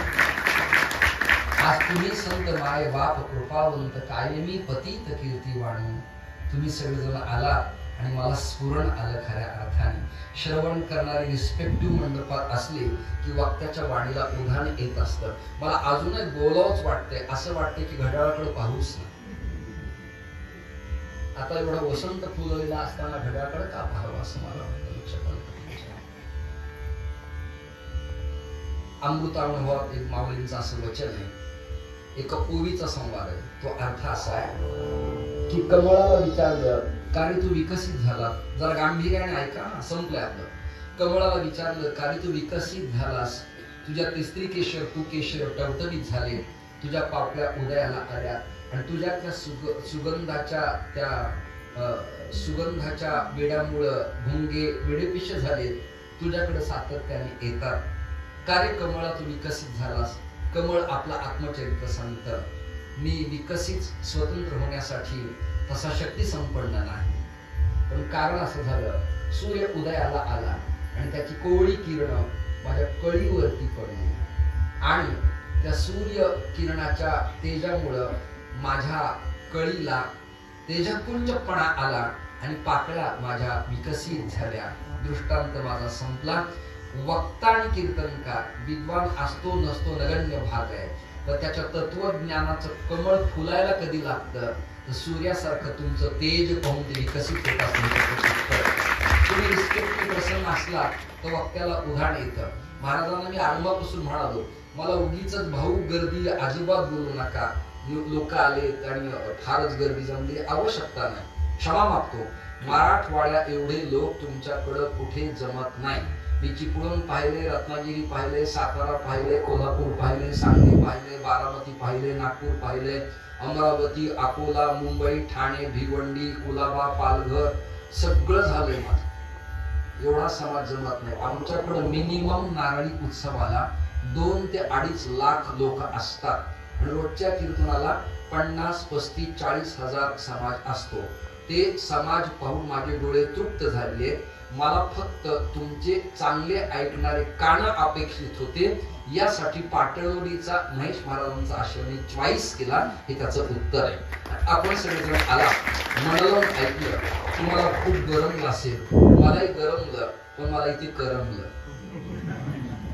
उद्या समारोप आहे, उद्या अर्धा पाऊण तास थोडीशी बडबड मंडुकी वटवट तुमच्या समोर मी करणार आहे आणि प्रशस्त प्रवासाला लागणार आहे. त्याचं कारण परवा सकाळी दत्तधामला गोवर्धन त्रिंबक नाशिकच्या मध्यस्थानी गंगापूर जवळ जे आहे, आपण तिथे येतात. तिथे मला काकांच्या अनुष्ठान सांगतेच्या प्रीत्यर्थ सकाळच्या सत्रात माझं कीर्तन आहे, रात्री चैतन्य महाराज आहे, म्हणून मला जाणंही जाण आहे. आणि पुन्हा 7 तारखेला गणेशनाथ मठ नाशिक तीर्थ क्षेत्रात 7 दिवस माझी पुन्हा 5 दिवस पुन्हा ही अशी सत्संग प्रवचन माला आहे. मला कंटिन्यू जायचंय आणि एवढे 2 प्रवचन माला झाल्या आणि पंढरीची वारी करून आलो की चातुर्मासात मग मात्र कुठे जायचं नाही, यायचं नाही. त्या काळात मला झोप लागत नाही. कीर्तनाची, पखावजाची, लोकांची, टाळकऱ्यांची, हरिपाठाची सवय आणि दंडी संन्यास तर घेऊन बसतो. आता काय करावं ते कळत नाही. दंड त्यागता येत नाही, संन्यास सोडता येत नाही.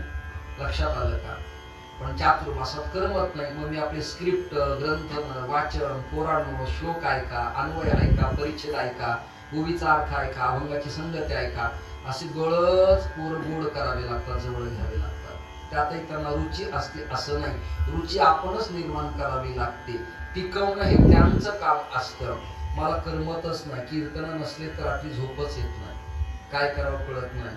मग नारळ हातात कोणाला तरी द्यायला लावावं लागतं, कपडाला बुक्का लावावा लागतो, कुंडली कवर राहणी विठ्ठल, आणि मग थोडं जड हातात आलं की झोप लागते. लाचा गली मन लागली शेगोडी ते जीवेनं सोडी ऐशी झाली. आजचं हे सत्संगातलं माल्यार्पण भगवतीच्या, काळसिद्धेश्वरांच्या, राधाकृष्णाच्या, बाबांच्या आणि भाऊंच्या चरणी समर्पित करून चिरंजीव महेश महाराजांना आरोग्य, ऐश्वर्य, धनकनक संपन्नता, परमार्थ प्रेम, युवकांना प्रेरणा आणि सर्व स्तरातल्या लोकांना भाविकपण निर्माण व्हावं अशी भावना करतो. त्यांना जेवढे मार्क्स द्यावे लागतील तेवढे सौभाग्यवती राधाला द्यावे लागतील. तिचा हात बंद नाहीये. 1 वाजेपर्यंत उद्याला की पोहे कर, चहा कर, नाश्ता कर, दूध कर, पाणी दे. मला 3ला विचारते, पाणी देऊ का, फळ देऊ का, सलाड देऊ का, आज काय करायचं. अगं बाई, मी रात्री काही घेत नाही. मला लोक विचारतात कीर्तन झाल्यावर काय घेणार, म्हणलं पाकिट. आता रात्री काय घेणार 12ला आणि 11:30 ही सवय लागलेली आहे. चला, प्रेमापोटी खूप लांबून आले. आज तुला पाहिल्यामुळे मला महानंद बाबांची आठवण झाली. आमचे कुंडीराम बाबा मानपुरीचे